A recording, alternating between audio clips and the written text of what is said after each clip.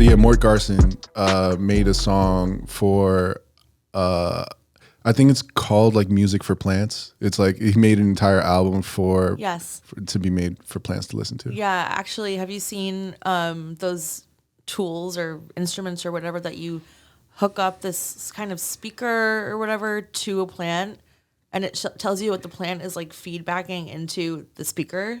I don't know if I'm describing this properly. No. I don't know what you're talking You about. can it's like an antenna or something. I don't know, but you can hook it on to like something living, and it's like giving like sound waves back at you, Oh, and it's really cool. cool. Like people do it with Well, plants all the time. I could see that. Yeah.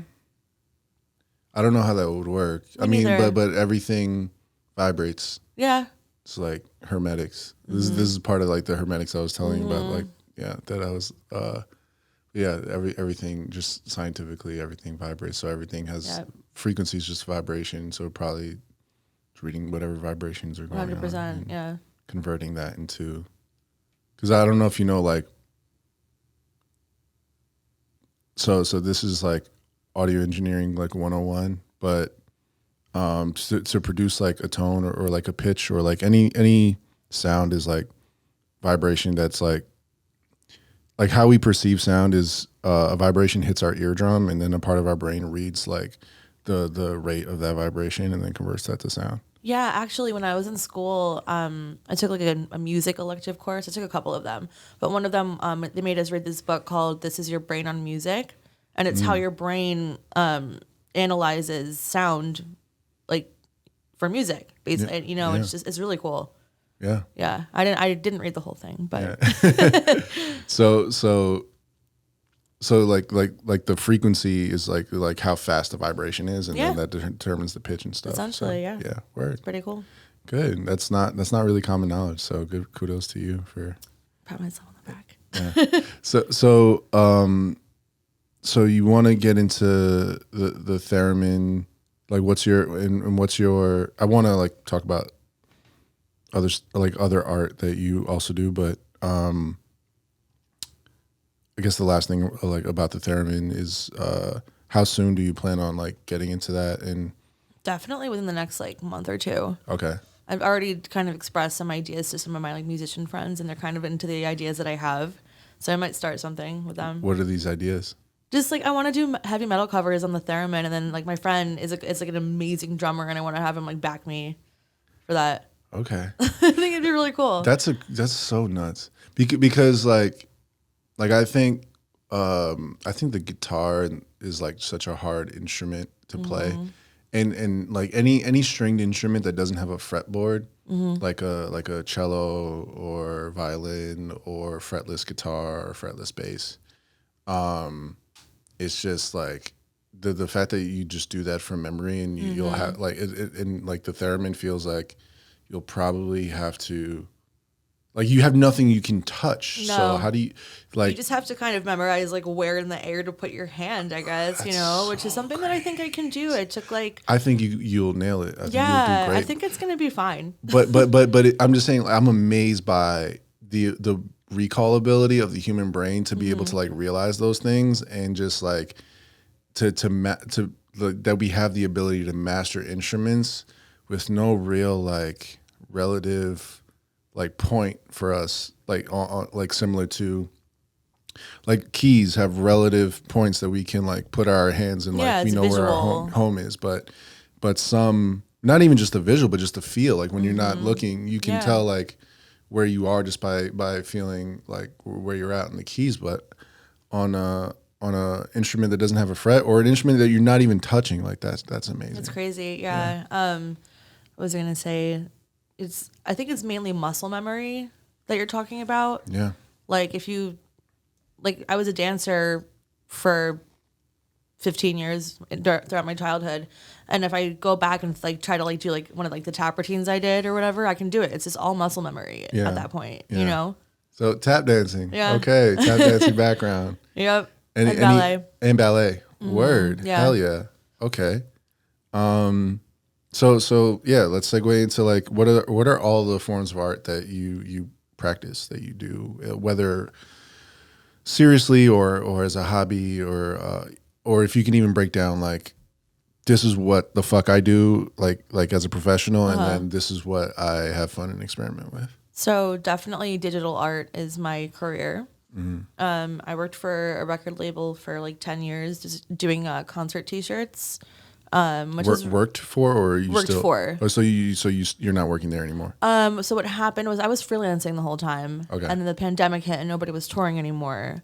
So I still freelance for a bunch of like labels and stuff. I just did a bunch of stuff for like Motorhead and Evanescence and things like that, which was really fun. Yeah. But Amy now, Lee, man. yeah, I love her. Yeah.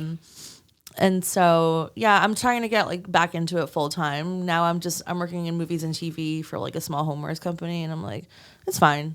A small what company? Homewares, like Homewares. accessories and stuff, or like TV shows and things like that. Okay. But yeah, but I still do freelance a bunch with music, and that's like what I do. And then the stuff that I do for fun is like digital collage art. And then I also do physical collages sometimes. My grandma actually is a collage artist, so she kind of taught me from a young age how to do it. And she's also an oil painter. And so that's always fun to do, like randomly. I brought my laptop to the bar the other night and just like made art. Yeah. Yeah, Word. it's fun. So where does so graphic design, art? I mean, graphic design, collage art, dance. Well, I haven't danced in a while. I miss it. I actually want to buy tap shoes again soon and like start that up again Word. because I miss it a lot. I had to take it like a hiatus though. It was like my whole childhood. I was like, I need some time. Yeah. But yeah, I want to bring that back up again. And I also love yoga, which I think is an art form in itself. You know? Yeah. No, for sure. Yeah. Yeah. What about you? I use the term art very loosely. Yeah. In like the metaphysical way. I do too. Yeah. Of just like creating, just like once a new idea is created, like it's art, whether it's like in physical form or even just like mentally. Yeah. I mean, you create art too, Verbally. aren't you? Doing some music? Yeah. I do a little music. Yeah. I produce. Obviously, I'm an audio engineer, both in live sound and in the studio. I do some UI design, UX design. I'm pretty. I have a friend of mine who like helps me on the visual side of things, or has been helping me lately. IGR is his name, and definitely collaborate with him too on like putting like decks together and lighting and like just like I like to explore that world, and I think graphic design is so cool and It's like modern. I wish I was better at it. Yeah. But I know like my focus, you just have to kind of focus on one thing to be great, because like It's true. time, we just have a limited amount of time. So people dedicate their entire lives to one thing. And if you are splitting your time in multiple areas, it's almost like inevitable, like you're kind of holding yourself back from getting as good as you can be in this one thing. Yeah, just 'cause to a you're level of expertise. Yeah, you're putting in less hours than that person Yeah. is who's only focusing on that. So I try to dedicate most of my time to most of my creative time to music. But I'm a lover of all art. I'm a huge like Shepard Fairey fanboy. Yeah. I'm sure we've spoken about it. Yeah, we have. I anytime we get into visual art, like Shepard Fairey has to come up for me. Yeah. He did the Stones 50th anniversary art, I believe. And Yeah. that's when I was working on that stuff. Word. So it was cool to see like a bunch of like, other designs that I did for it that maybe didn't make the tour, but Tell me they were about cool. that. I don't remember like every aspect of it, but all I know is that it was just fascinating to just see like the presentations being made. And he just has a really specific style, and it's like very modern, but also it was very classic for the Stones, and they loved it. What was the presentation like? Like, was it his presentation or? Well, it was the logos essentially, but there were a couple different like lockups of the logos I saw and different like variations of colors and things like that before they made the final idea or final call. What's a lockup? I've heard this term Yeah. doing like live visuals for people. They're like, oh yeah, this is the lockup, and I'm like, Yeah. I know what that means. Yeah, sure. So a lockup is essentially like when it comes to text. So if you're creating a logo and say you're putting like two words on different lines and the way that you adjust them. So say like you're centering maybe one word and then you can like maybe move the other one justified left and then that's a lockup. Or you could like, it's just like how you arrange the words in a design, basically. Okay. Or like a logo. Okay. Just that's the term for like the arrangement of the words. Yeah, I mean, I don't think it's very antiquated. I think it's like a pretty newer term. At least it doesn't sound very professional, but I mean, sounds professional to me. Why yeah, not? I don't know. Yeah. It's a lockup. Yeah. Cool. Yeah. Okay. How did it get that? How do you think it got that? Because you're locking the words into each other. I don't know. It's a good question. Okay. You're like, no, Jade. No, I'm like, I'll take it for now, but I'm gonna look this up later. Yeah, you should, because I don't know either. Yeah. So the presentation is like, yeah. What were they? What do they look like? Just from the perspective of, or like, what was your relationship to? Like, are you just getting emails, and who are they from? Because like what's the process behind like at whatever distance collaborating with a designer who's obviously like he's one of the most accomplished artists of our time, like one of. And I'm not saying he's the most, but he's definitely one of. Yeah, for sure. I never had direct contact with him, but we were all in our creative department. We were all coming up with like merch ideas and posters for like city specific shows and things like that. And in the beginning of the presentation, it was just all of his logos, and then it just went into the merch and then the posters. And the posters are really interesting.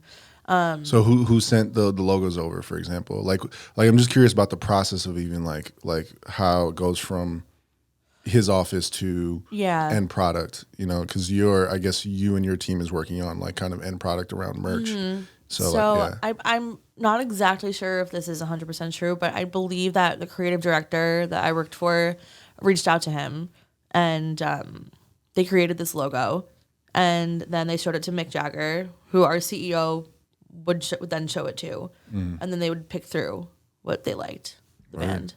Yeah, that's what I'm assuming. And then what was your role at that point? So I was designing like the tour date backs and I took a stab at some of the city specific posters, which a lot of bands have started doing. Yeah. I think the first to start doing that again was Guns N' Roses, which I actually did some stuff for.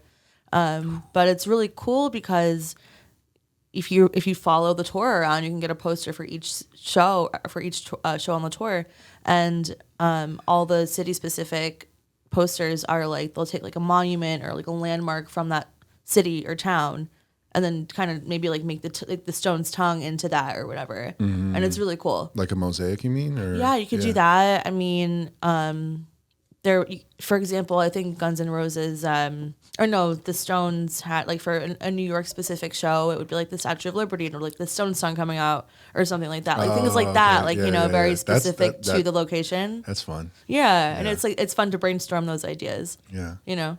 Yeah. Word. Yeah.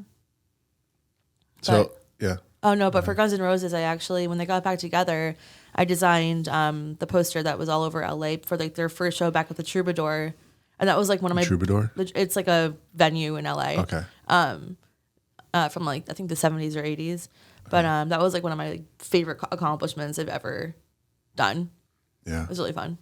Tell me about it. So Guns N' Roses was not together as a full band for a long time. They broke up, and then they're still not like I mean, not in their original form, right? Yeah, they are. Really? Yeah, this was what happened. Oh. They got back together, I think, in like 2015 or something. Wow, I'm late. It's every member now again. And for their first show as a full band again, I did that poster that was all over LA. Yeah. And that was like, and I love Guns N' Roses and I love that whole genre. And it was just really exciting for me. Yeah. Guns N' Roses, I definitely had a Guns N' Roses era. They were my favorite band until I dived into Queen's discography. Mm-hmm. And Pink Floyd's discography. Yeah. and in general, like Guns N' Roses is just kind of falling down the ranks. I understand. But it's not as like intricate, and you know, it's just more fun and heavier. Yeah, I mean, my dad. So I'm gonna drive this into the ground on this podcast because people can't tell by looking at me. So they're gonna hear it like every episode, me telling people that I'm Trinidadian. Yeah. So my dad, but I think it's like so interesting, like in my upbringing, like in hindsight, that like my dad is this Trini from Trinidad. I grew up on so much like soca and calypso and reggae and tassa, chutney, like all these sounds from the island, but also he loved 80s rock and put me on to like Guns N' Roses and Scorpion and love Scorpions. I mean, we also talked about the Bee Gees and disco and stuff. His record collection was just massive. Like he had such a library, and I'm so fortunate to experience that.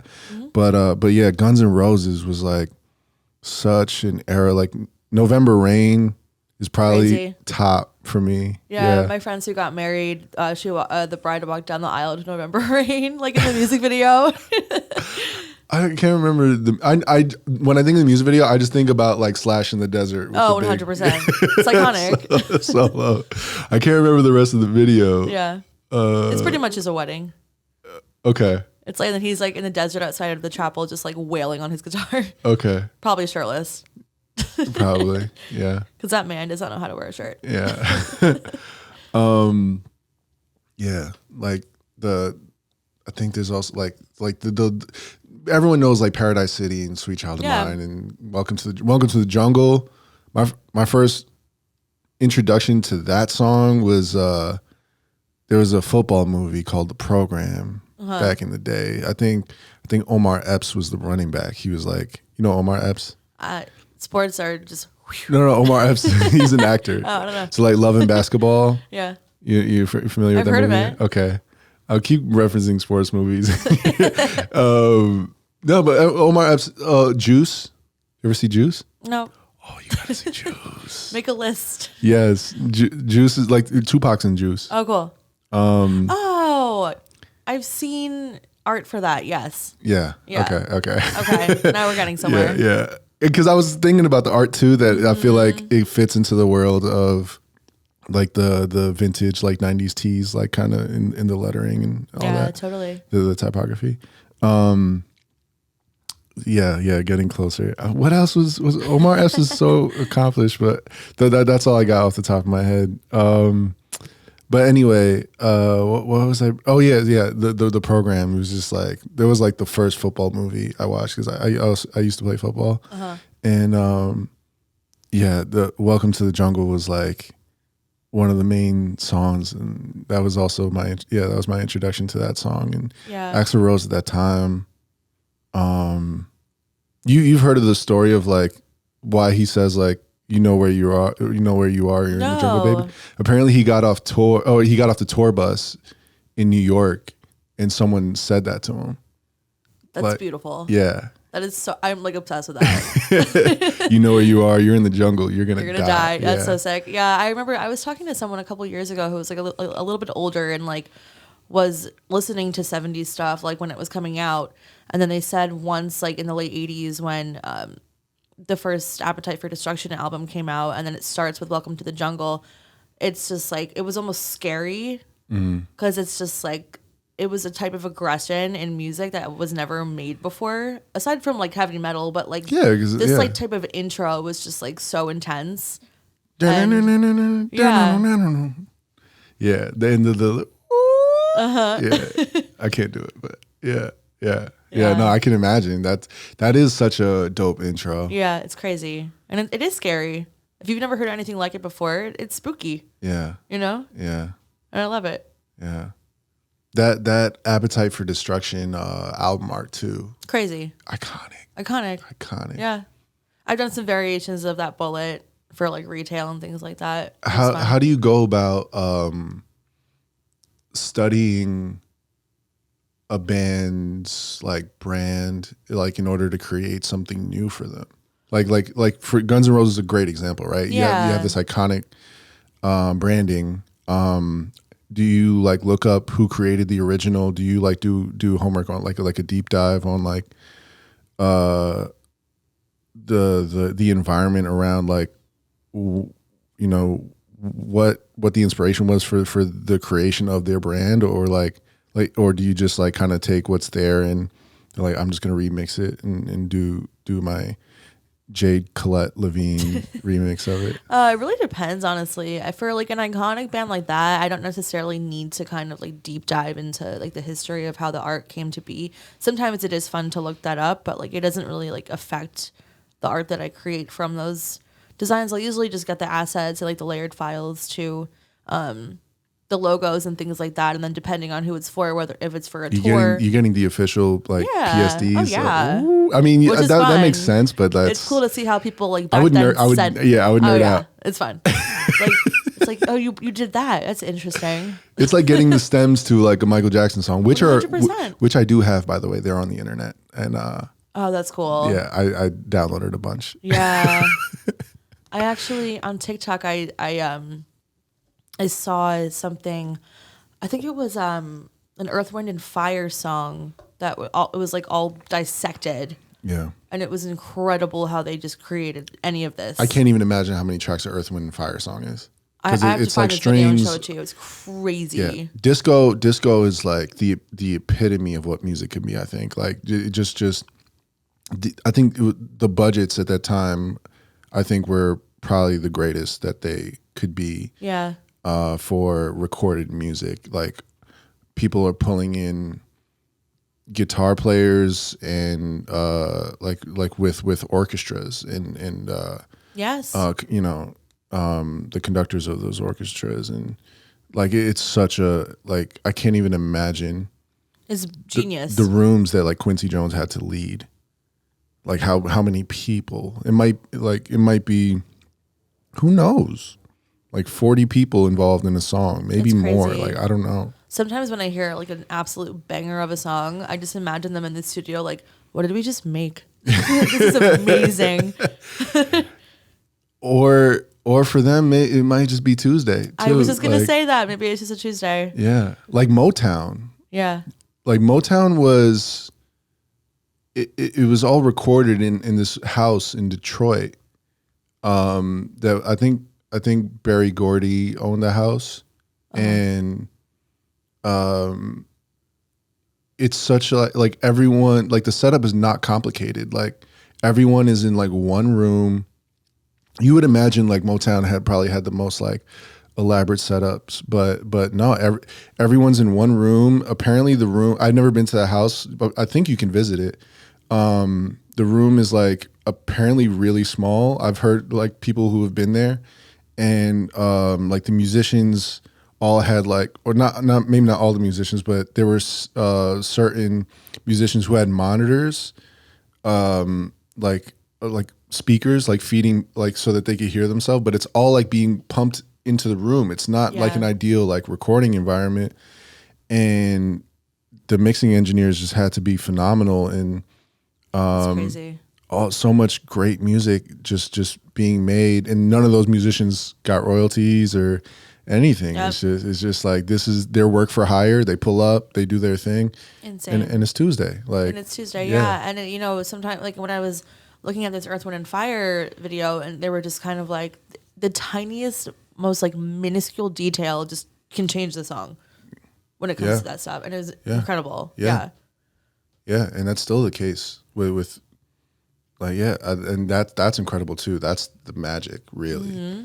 The idea that like you could have made any choice at any point that changed the song in any direction. Yeah. But like in Bohemian Rhapsody, when he says like "send shivers down my spine" and the chimes happen, it's like, well, yes, you needed that. Yeah, it's crazy. Yeah. I think about these things all the time. Me too. But yeah, Motown, like just the complexity of Papa Was a Rolling Stone, for example, like all that, the long like intro and the arrangement, and again, like they probably just did it. It was I wonder, you know, to your point, I wonder if they were in amazement if they know and like, wow, this is like truly incredible, Yeah. or if they're just used to making incredible work all the time and they Yeah. just can't really tell. I think about that all the time with like classic rock, like any Zeppelin song ever, basically, and how it's just like, how did they come up with that? There was nothing like that before. Yeah. And now there's so much replication in music these days, and it's just like I'm not as impressed as like I would have. I wish I could. I wish I could have been there when these songs came out. Yeah. You know. Well, you have the opportunity with your theremin Correct. to lead a new path Yes. in the music We're going to be landscape. the next Led Zeppelin. Yeah. Yeah. But yeah, getting back to like creating the artwork for like Guns N' Roses and stuff, like, yeah, how did you go about doing that, considering their already existent branding? It really depends on, you know, I did a lot of stuff for retail, which you can kind of get funky with that and do like, you know, changes with the colors or there a lot of the time when I do different variations of art for a very established band like that. Like, for example, it was, you know, the album Lies. No. It's like one of their like lesser known albums, but they had like an anniversary of that album, and I was able to kind of make my own art for that, which did not involve like the iconic bullet. I just like used the Lies logo and then just kind of made my own thing. So sometimes you can do that too. You don't necessarily have to just like adjust what they already have, you know? So you can just, sometimes there's creative freedom and sometimes it's not as much.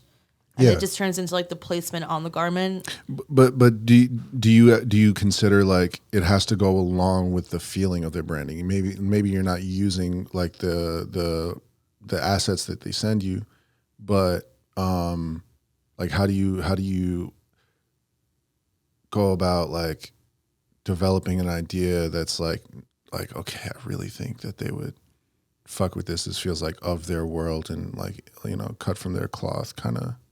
Yeah, I mean, a lot of time for like lesser known bands, it's a lot easier to do that. I don't know. I mean, there have just been some really fun ideas that if your director likes it, he'll be like, that's fucking sick. Like, let's show them. And, you know, it's always a 50-50 gamble if they're going to like it or not. And sometimes you're just like, wow, I took that risk, you know? Yeah. And yeah, that's something to be proud of. Yeah. How many options are you giving your director? It really typically depends. Sometimes they want a full collection, like a whole merch line. Sometimes they want like 3 to 4 t-shirt designs, or usually when I get a prompt, it's like 3 to 4 shirts, 1 long sleeve, 1 hoodie, you know, a tote bag, a poster. Yeah. And sometimes like if they like one of the pieces of art I make on like a t-shirt, they'll turn it into a poster instead of a t-shirt. Yeah. You know, it's all interchangeable, just depending on what it looks good, the best on. Yeah. You know.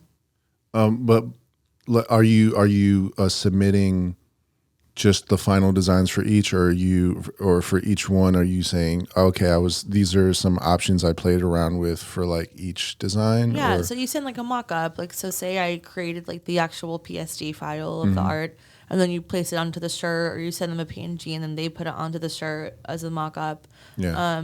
But yeah, you can do as many options as you want, and then they'll just pick whatever they want to put into the presentation. So like my question is like for like 3 to 4 shirts, how many designs are you showing your director, for example? Are you showing them 3 to 4 designs, or, yeah. or are you showing like, oh, I have 3 options for this shirt, I have a couple options for this that I was playing around with? Like, You can do that too. okay. Yeah, there's, you know. But like typically, Typically, are it's you just showing like, final designs? Yeah. Or, okay. Yeah, and then if they have edits, Okay.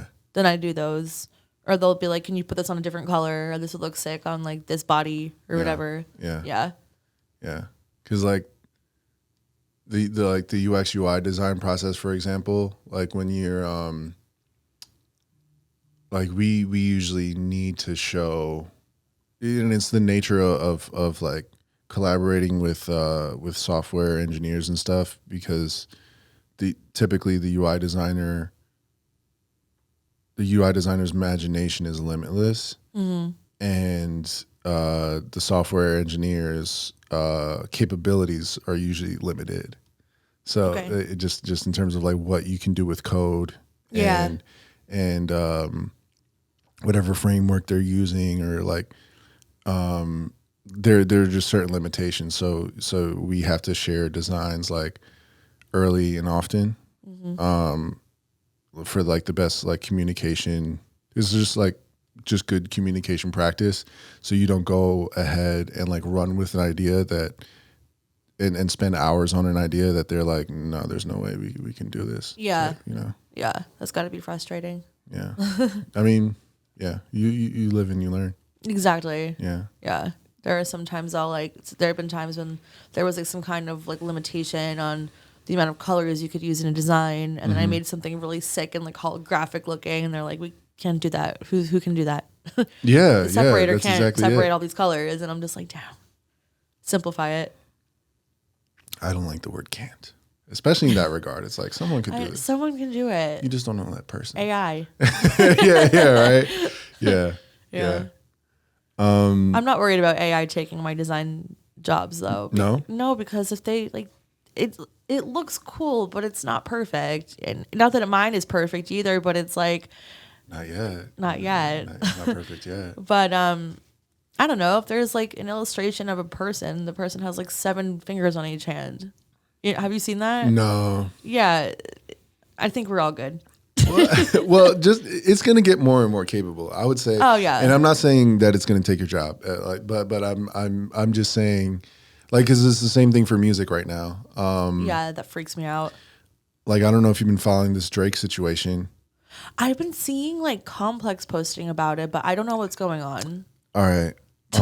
This is actually very necessary to the AI conversation, because Drake literally. I'll get to what Drake did last night. Like literally, just Drake dropped a new diss track last night, and but before we get into that, AI in music is very much in the same space where it's like not of the highest quality. You can kind of tell for the most part. When Drake dropped his first diss track, people actually thought it was AI because it was like leaked or whatever.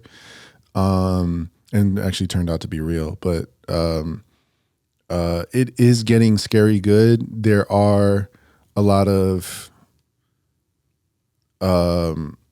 there's a lot of room for growth and like for it to be developed, but it's still early on. So I think to be honest, like in visual art and in music, I think it's going to be, I think they're going to get there. I think it's going to be scary. Comparable. And reality in general, especially with like when you throw in XR, extended reality, I think lines of reality are just going to be blurred. It's just things are just going to get really interesting. And I don't think it's something to be scared of. I think we might as well embrace it, because I just don't think that there's any fighting it. So like, why even be scared? Just take it a day at a time, and But Drake dropped a diss track last night against. So the story is, Future and Metro Boomin came out with an album. On one of those songs in the album, Kendrick Lamar had a verse in which he very, like non-subliminally like went at Drake and basically challenged Drake, talk shit about Drake, and. Drake, that whole like situation that I just explained where he leaked a song. Mm-hmm. It's now on streaming platforms. People were unsure if it was AI or not. It actually turned out to be real. So Drake responded. I mean, J. Cole was also involved in this at one point, but he apologized. It's so J. Cole's out of the conversation at this point. But Drake dropped a diss track last night using AI to make the first 2 verses.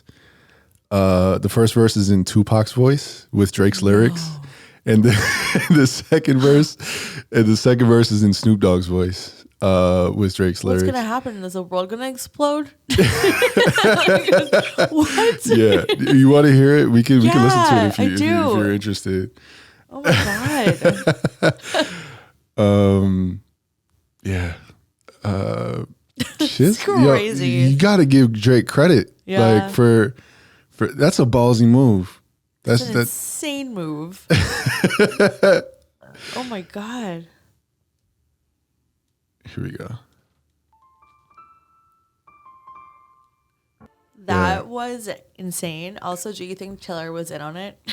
No. Okay. Because, I don't know. That was fucking wild. Yeah. Like, he mentioned Taylor in his first diss track. Like, how like, Kendrick has basically gone pop in certain ways. Like, and there's so much there that you'd have to understand the context. Yeah, layers. Yeah. There's so much there. Like PG Lang is Kendrick's label. He just mentioned that. That he basically said Taylor Swift is like, his new top dog Entertainment was his old label. Mm-hmm. Top Dog is the founder of Top Dog Entertainment. That was his label exec basically, and all that. Wow. But yeah, so Drake took that whole AI rumor about the last track and just like ran with it and like actually used AI to turn his voice into Tupac and Snoop Dogg. That is unbelievable. I'm like still in shock over that. Yeah, it took a couple listens for me. I'm like, what is going on here? Just like, it's brilliant.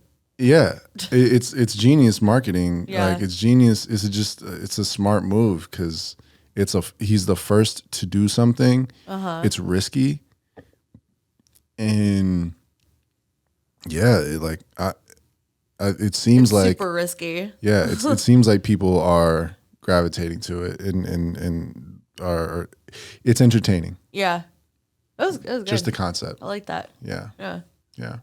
So now it's on Kendrick to. Well, Drake just went back to back. Kendrick has to respond. He like.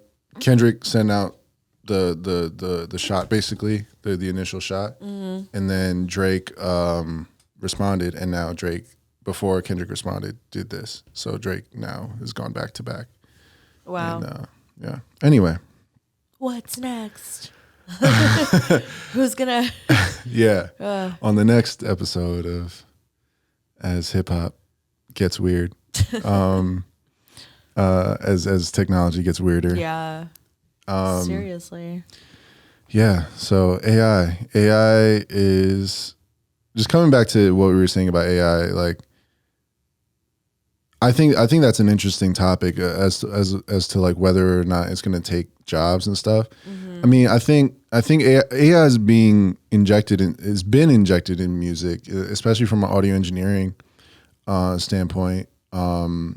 As a tool, and it's also like, I feel like every new Photoshop version and every new Illustrator version, like we're starting to see how it's being integrated to make our processes easier potentially.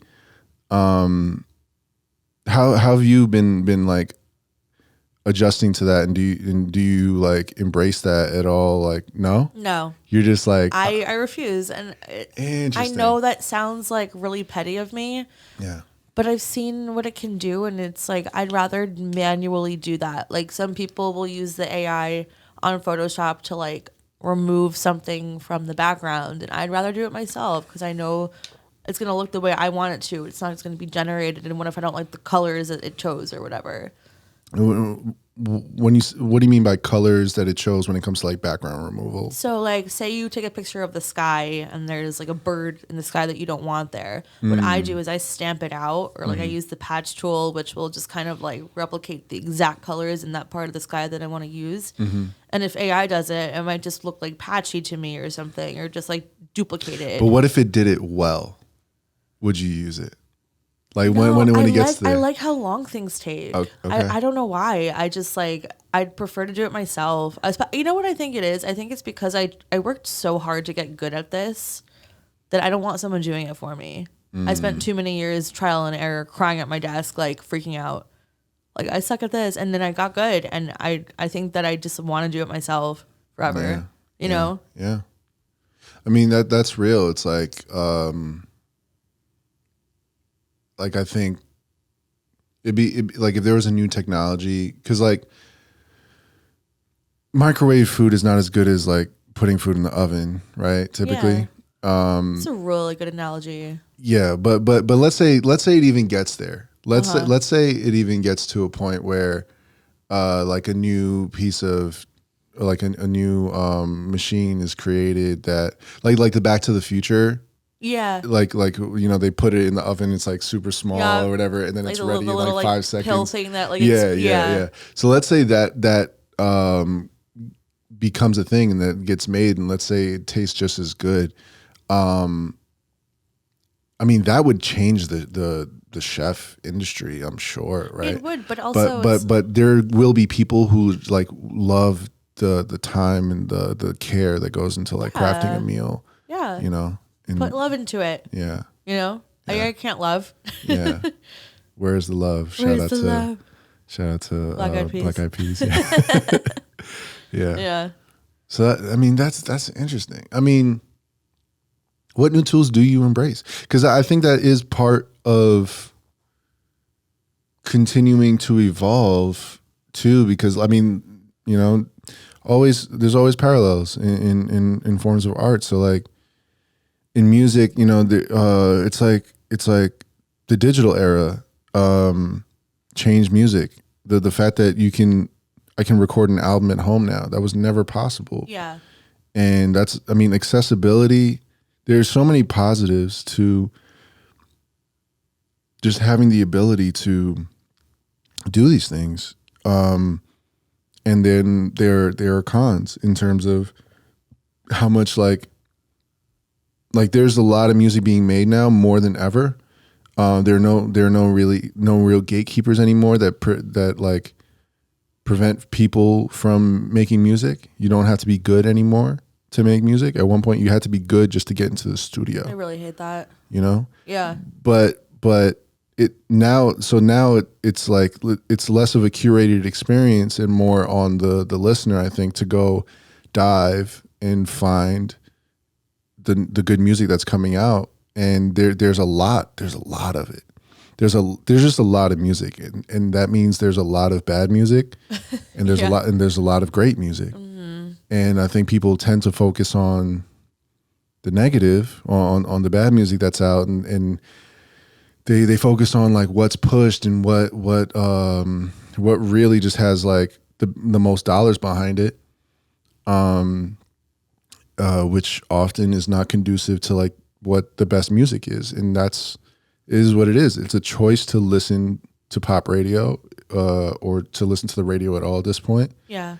You know, I feel so thankful like all the time. Like every week I'm just like, this person just dropped an album. Like, yeah, there's so much. Like I'm just constantly bombarded by like new great music. So, and I am grateful for that as well. It's just, I feel like a lot of times when people sign with these labels, they sign like these deals that are like, you have to release this many albums in this amount of time, and it lowers the quality. Just because there's more quantity doesn't mean it's always going to be quality. Yeah.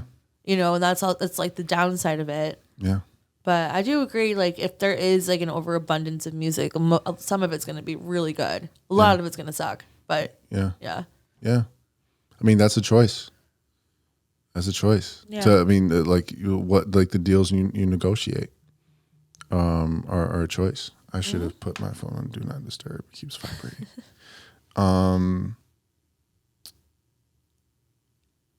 So yeah, I think what I was getting at is like these tools. Like you could there are people who could just like stay recording on analog tape and like take longer, and like that's fine. But I think like part of evolving as an artist in general is like being open, because like and I think about this often too, like relating to this, that right now there's a child like who has access to all these new tools, and they're embracing it with open arms because they don't know any other world.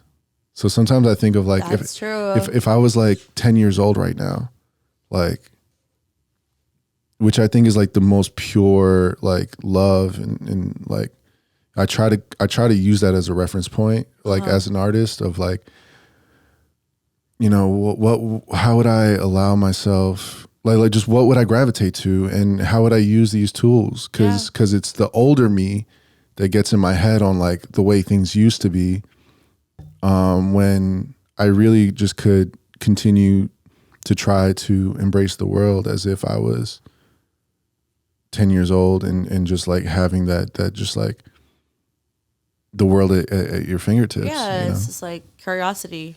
Yeah, just like pure curiosity. So that's I think the angle I think of like looking at these tools like. Yeah.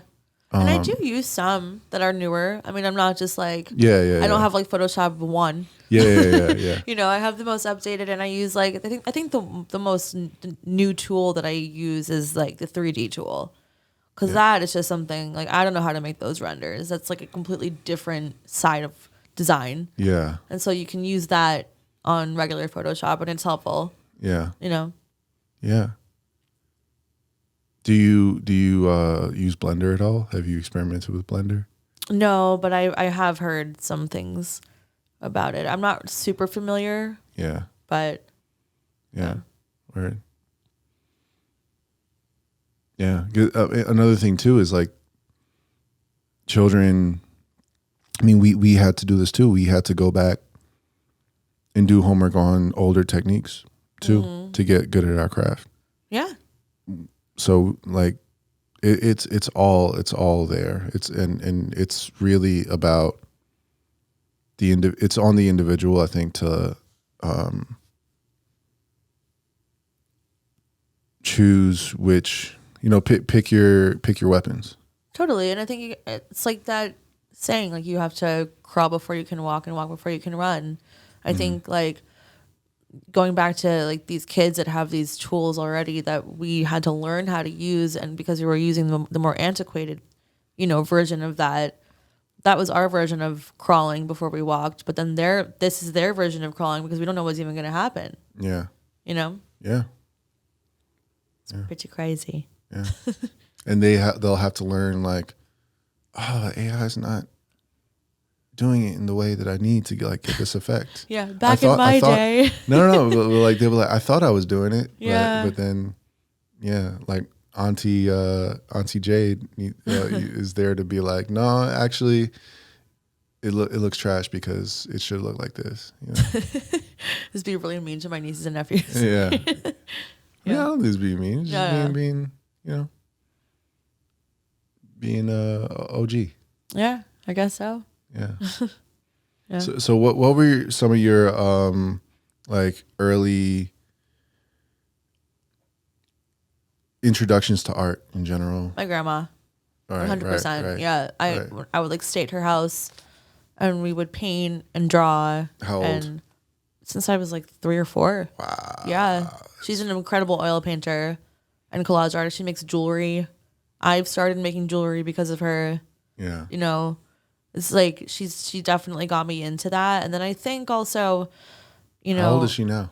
She's 86. Wow. Yeah, and she's a badass. She can use Photoshop. Yeah. She's so See cool. what I'm saying? Embracing new tools. Yes, yeah. exactly. Yeah. It's funny, I don't know if I ever told you this, but every holiday, every Christmas, she will pick like a movie theme, and then she'll buy like white wrapping paper, just plain white, Photoshop our faces onto movie characters, and then put them on the gifts. Yeah. Just like to show whose gift is whose, and she's actually really good. She does a good job with it. Yeah. Yeah. Have you ever talked to her about the transition from what would the term be, like analog painting, or like different mediums? Yeah, like the original, like just painting on canvas versus like when she started using like digital tools. I'll see her tomorrow, so I'll ask her. Okay. Yeah. Yeah. I was just curious if you ever had a conversation with her about that. That's a good question. Or like what has been your relationship with her over the years? In terms of her influence on you as an artist? Definitely the collage art and the recent like past 3 years, because she's even like the backsplash on her in her kitchen are her collages that were turned into tile. Backsplash. Like, like between your stove and the microwave above it, it's like the tile on the wall. She had it customized to make it look like she had her collages printed onto tile. Wow. Like, she's so cool. And Wow. she is the one that got me into that collage kind of style art. And I also found a lot of inspiration from like different Instagrams and things like that. But she gave me a bunch of collage tools and stuff. She has this like huge studio in her house, like art studio. And she let me pick out like a bunch of different like textures and like different kinds of papers, and gave me like glue and stuff. So it's fun to do physical collages. Wow. Yeah. Yeah. Cool. Yeah. She's a pretty cool lady.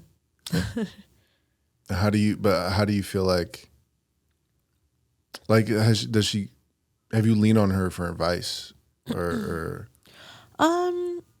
Yes and no. Like, we're not extremely close. I don't like tell her like about like that much about my personal life, but like the one thing I really love about her is that she's so non-judgmental for her age.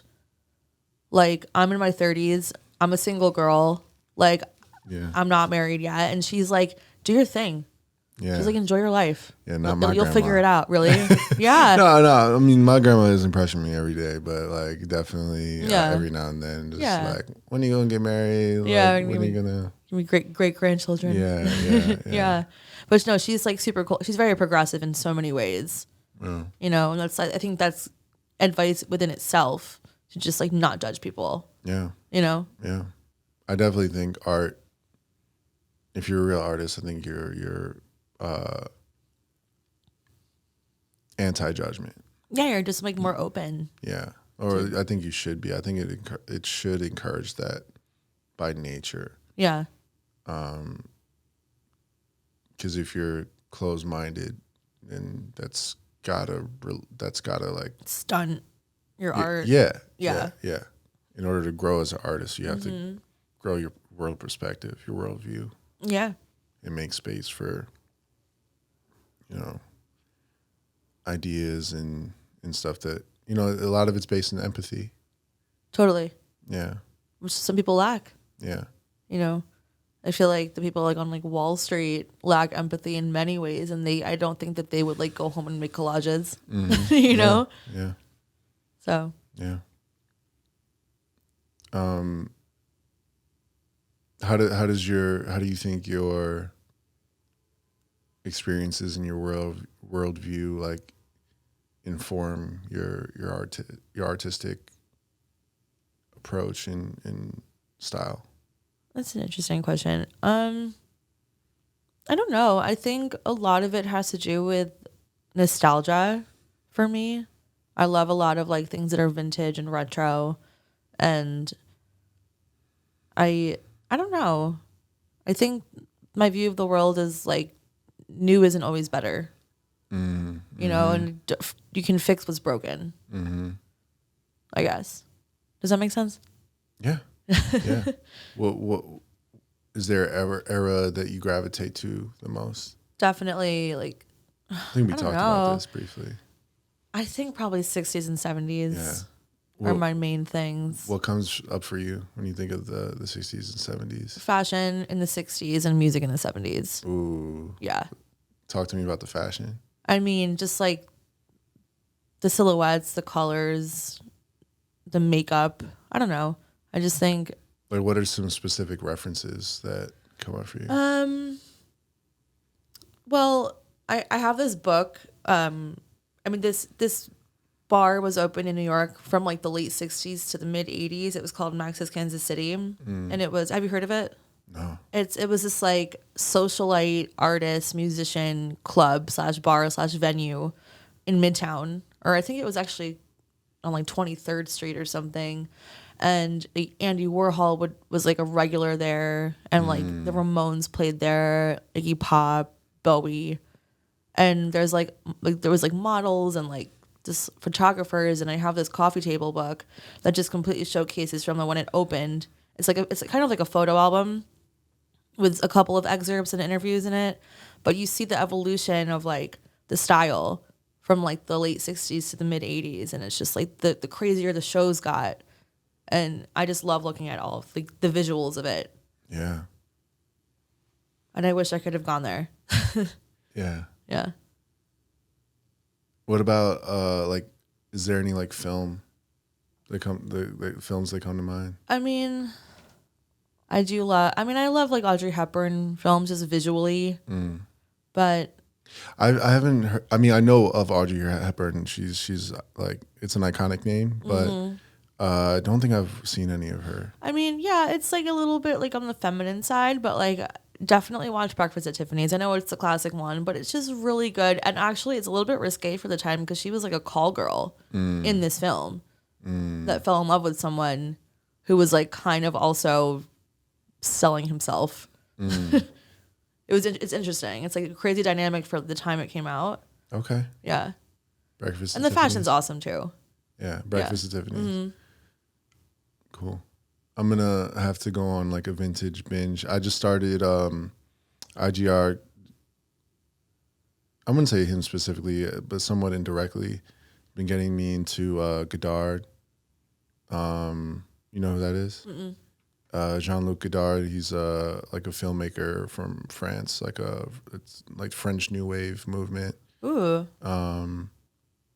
And I just like recently heard Tarantino talking about him.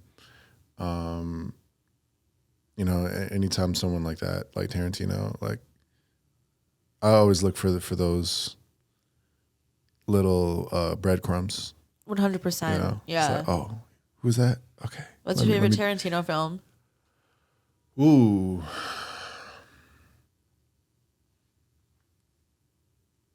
I have to think of them all because I don't want to miss one. I mean, my intuition is telling me Kill Bill.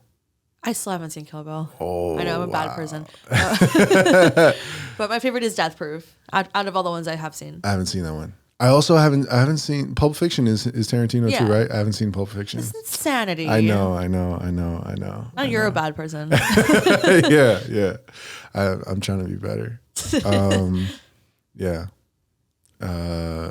You said Dead Proof though? Death Proof. Death Proof. Yeah. I haven't even heard of that. It has Kurt Russell and Rose McGowan. I think when the video I was watching, I think he was acknowledging the Death Proof. I think he brought it up. I think that was a film he said he felt like was like his worst film. I love it. Unapologetically. Yeah. Coming from his own mouth. I'll change his mind. No, it was really good. Yeah. I don't know. It's just like it's a two-parter within one movie. If that makes sense. Okay. And it's just kind of about like Act 1, Act 2. Yeah. I mean, Kill Bill was like that. Kill Bill had like, I think like 3 acts or something in the first one, or I think it was also structured. In I know I need to see Kill Bill.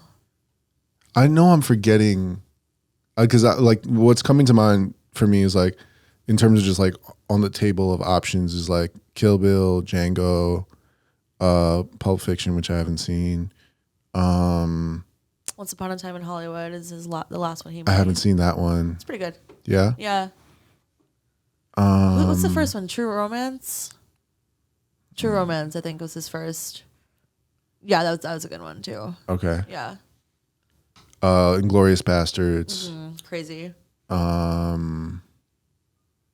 know I'm forgetting some good ones. Yeah. I'm going to look it up.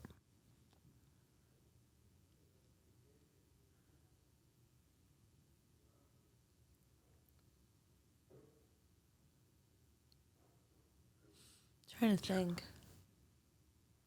Reservoir Dogs. Reservoir Dogs. Foxy Brown.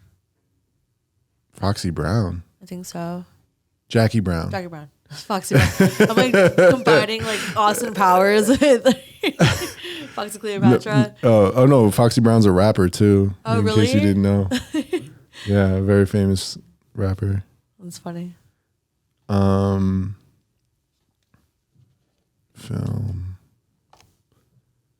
I know I'm forgetting some major ones.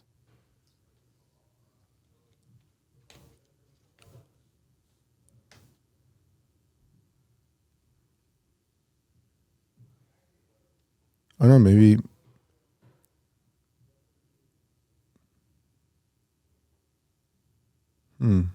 Hateful Eight? Is that him? No, I think we got. Oh, yeah, Hateful Eight is him too. Yeah. Yeah. I think we got. Yeah. So I'll say. I mean, it's not a. It's a less prolific discography. I mean, like filmography than I thought. I thought he had more. Yeah, I think that's kind of why I like him so much, is because he's the same concept as quality versus quantity. I to prefer me. that. I prefer that. And that's how I feel about a lot of art, like a lot of like people's like discographies and things. I'm like, just take your time and make it good. Yeah. At the end of the day, you have like when you leave, when you retire, and when you eventually die, because none of us are immortal. Like your filmography or discography in music is like that's your legacy. Yeah, 100%. So you make everyone count is how I look at it. I don't want to have a throwaway album.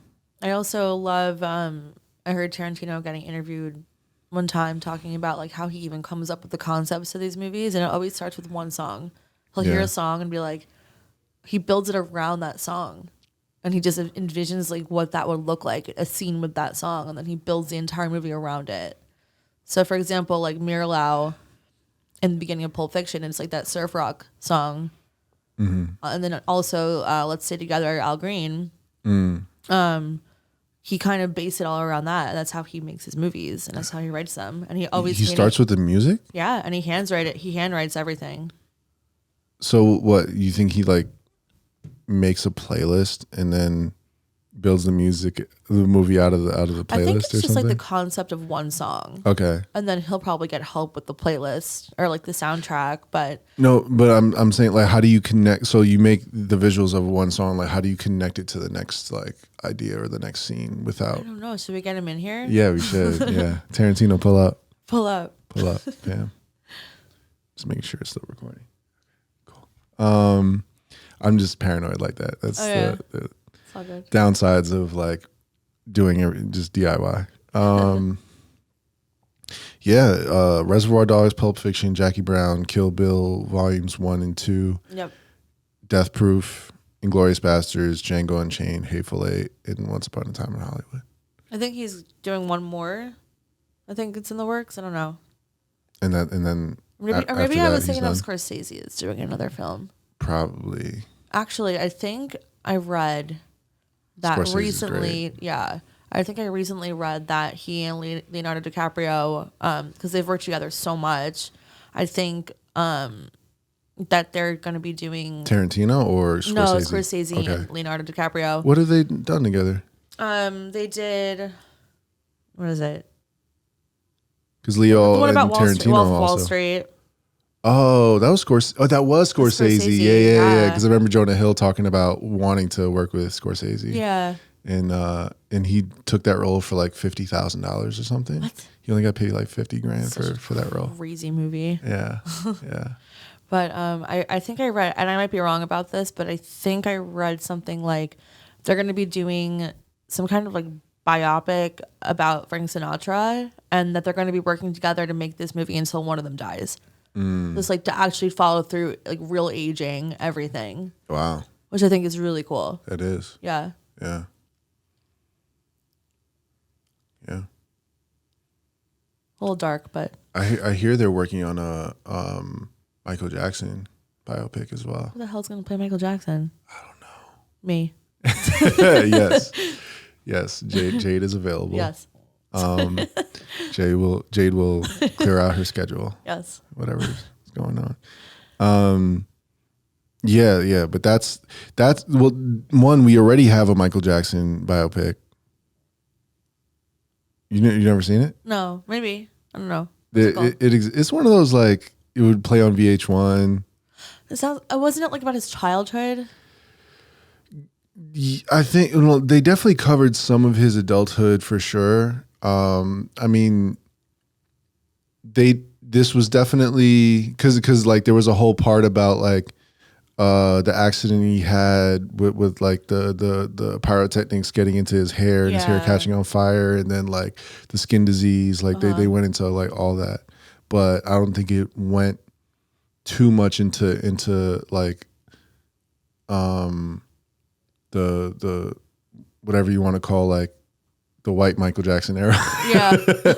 For lack of a better term, because he's light skinned naturally. So I can't say like light skinned Mike Jack because he's kind of naturally light skinned. Yeah. So, but doing one now, it's going to be interesting to see if they include all the Neverland fuckery. Oh God, yeah, yeah. It's interesting. Do you think they can make movies out of AI eventually? Full on movies. That's going to be crazy. Yeah, they could probably do it now. It just won't be that good. Yeah. Yeah. Everyone's going to have 8 fingers in each hand. Have you seen Sora? Mm-mm. Sora's like it's like a video AI tech that can like place you anywhere you want to be and make it look like pretty realistic. That's weird. Yeah. So you could take a video of yourself like walking, like how we just walked to the coffee shop, but we could be in like the desert. Wow. With Slash or something. Yeah. Yeah. Yeah. True. That was kind of like this movie I saw, like this Hulu movie about this girl who like wanted to be a famous influencer, and she was photoshopping herself in Paris, and it was very realistic looking. And then there was like a terrorist attack in the movie in Paris, and then she like became this advocate for it, but she actually never went. And she became this like internet sensation, became like really famous and everything, and then everyone found out that like she was not there, and it's crazy. I forget what it was called. I think it's like I'm Not Okay or something. Interesting. Yeah. That reminds me of another story of another like Netflix documentary of what was that girl? It was what was her name?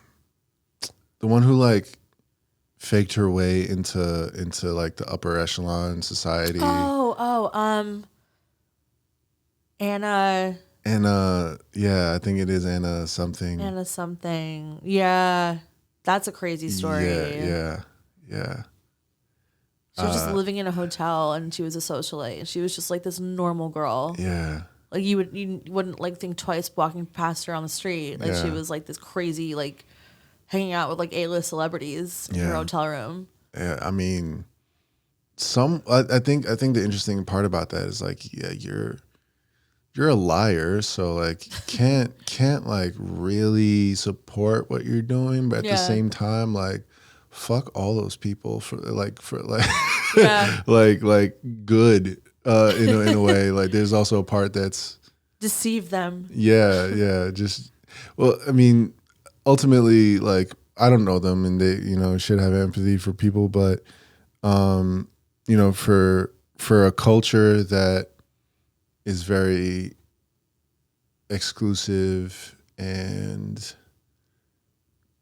I guess based in elitism. Yeah. Okay, yeah. Any person who's elitist is like, I'm not a fan of you. Yeah. So there is that part of like she's like the anti-hero in a way. Mm-hmm. That's a good way to put it. Yeah. For sure. Yeah. So, your grandma got you into art. Yeah. What are some of your earliest memories of music?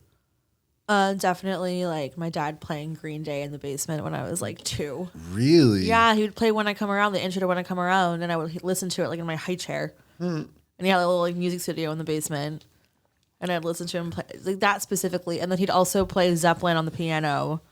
He'd play All of My Love, the intro to that. And I just remember this from when I was like 2 and 3 years old. So your dad is a musician? Mm-hmm. He's a guitar player. Professionally? No, he's just like in a couple bands. Okay, still? Yeah. Does he still play out? Yeah. That's so cool. Mm-hmm. I love that. It's fun. Yeah. Well, what kind of stuff do they do? Just like classic rock, metal. Okay. Yeah. So some like 80s. When's the last time you've been to your dad's show? Maybe like a month and a half ago. Hell yeah. Where was this at? New Jersey. Okay. Yeah. It's just fun. Yeah. I like the set list. Yeah. Cool. So it's just like your dad and his friends, they get together, they Yeah. drink some beers and just jam out. yeah. Hell yeah. And so Green Day, Zeppelin. Yeah.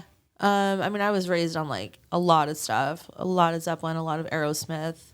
And then also like to the folk side, I was raised on like Joni Mitchell as well, which is a big one for me. Like Blue is one of my favorite albums of all time. It's so beautiful.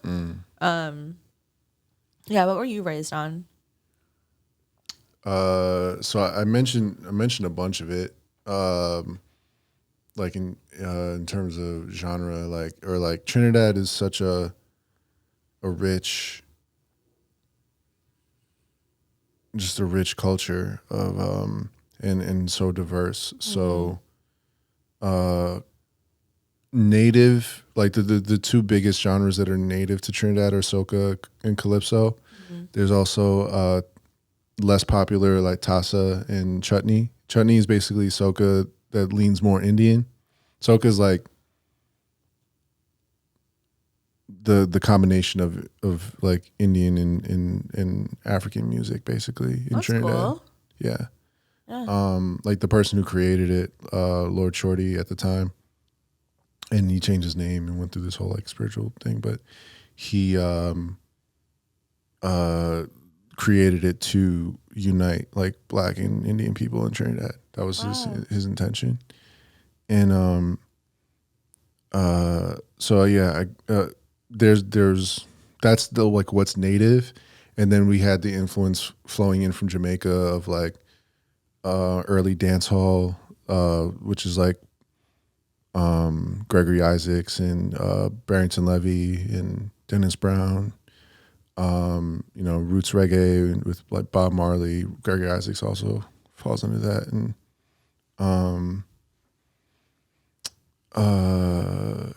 Gregory Isaacs in general is like someone who I just like want to get the love that he deserves, because his voice is just so special. I don't know anything that he's done, but I could play some. yeah. I want to hear some of the stuff that you grew up on too, but I guess we'll do that after.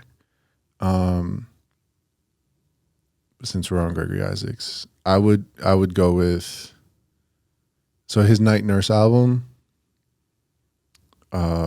Just like banger after banger.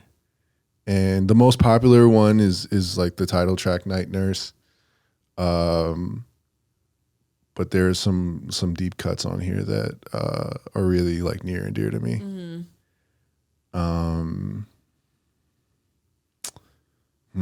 Just trying to choose which one to go with.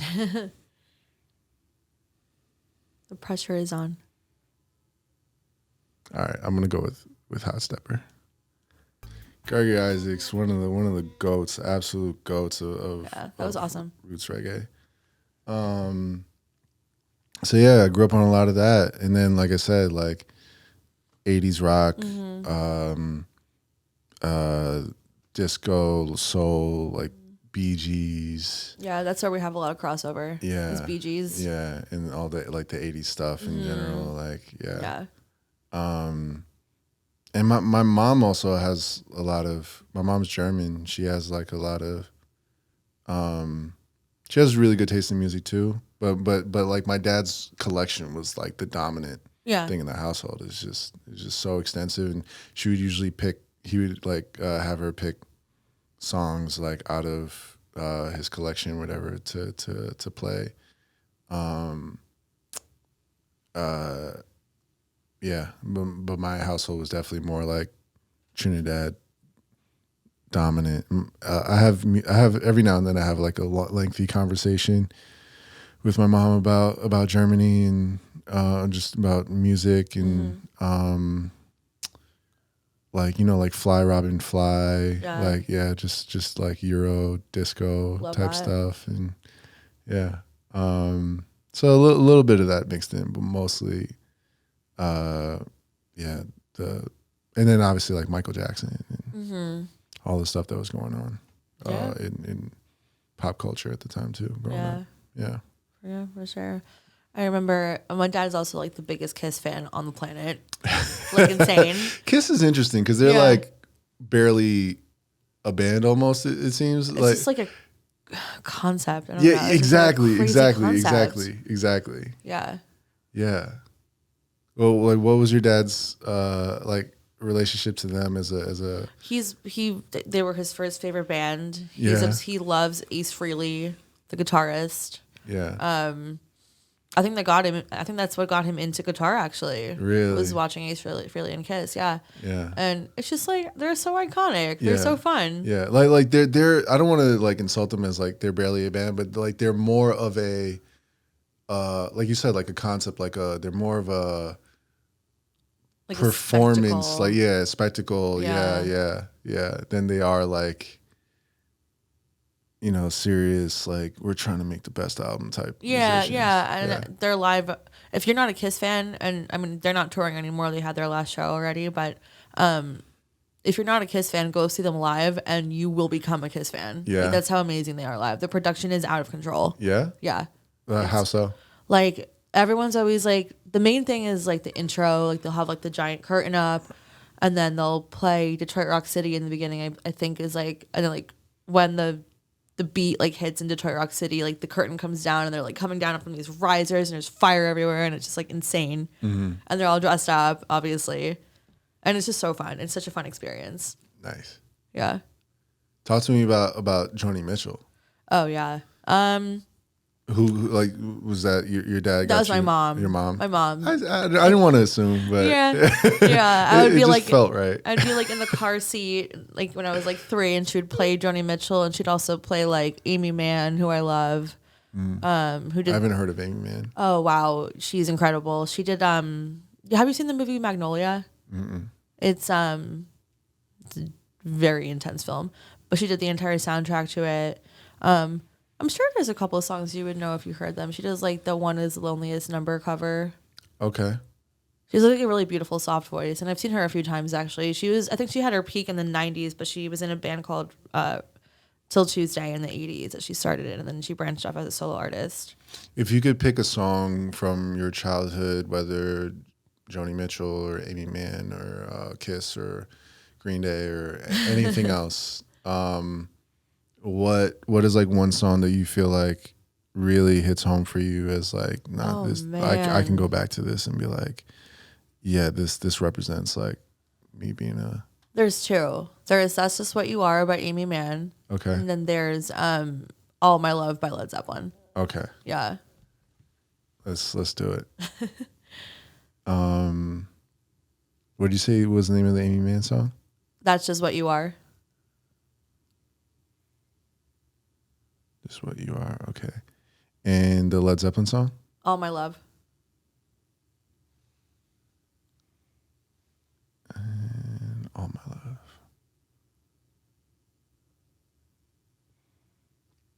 I'm going to be honest. I haven't historically been the biggest Zeppelin fan. Yeah. I like a couple songs. I like Kashmir. Yeah, awesome. Yeah. I suggest if you want to kind of start with them, go out of order, listen to 4 first.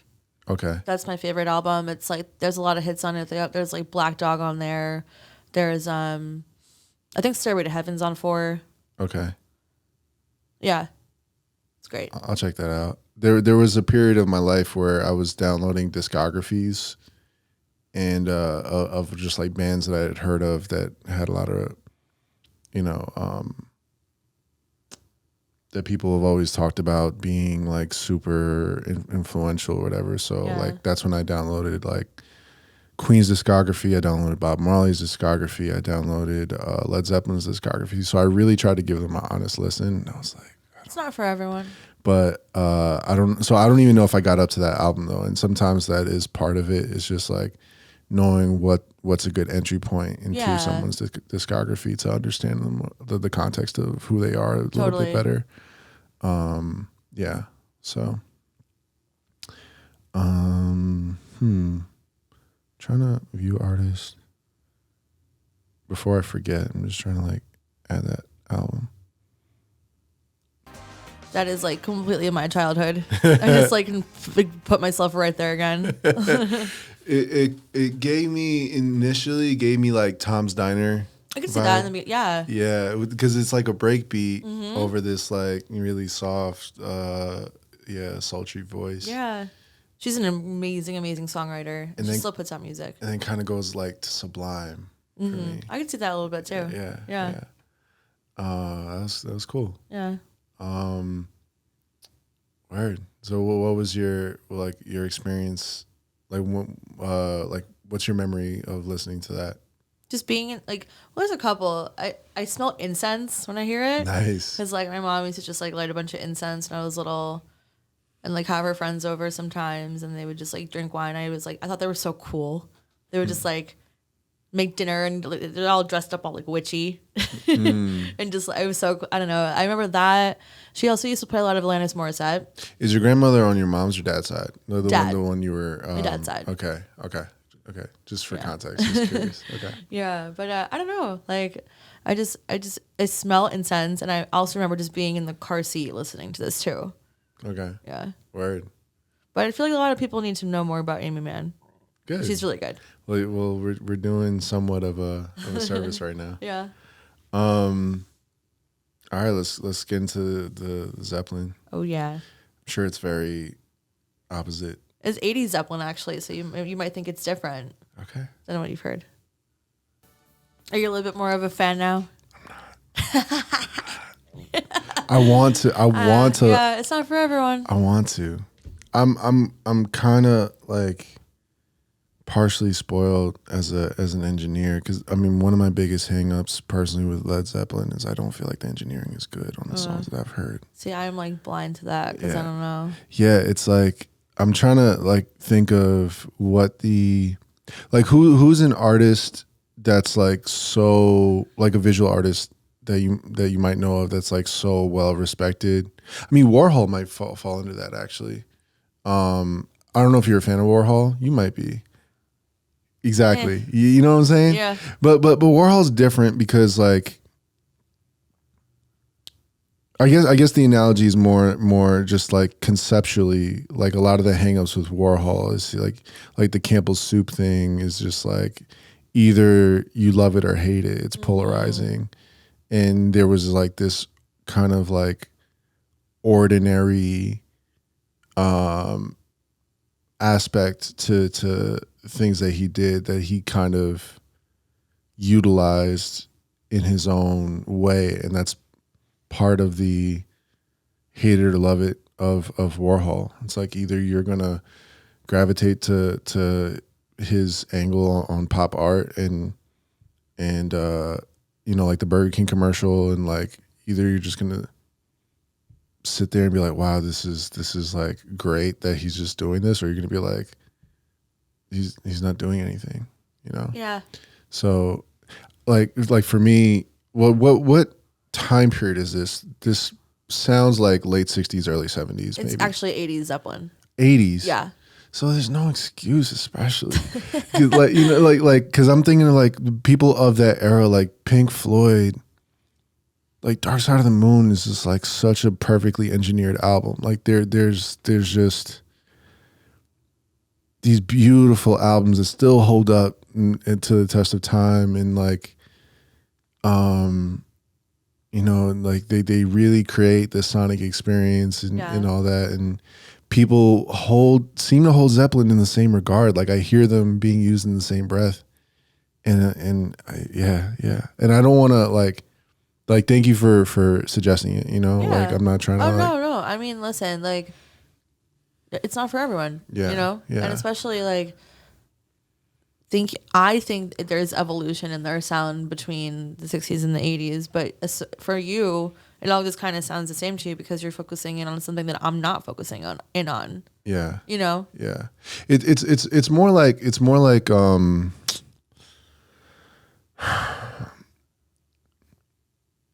if there's a certain level of this is tough.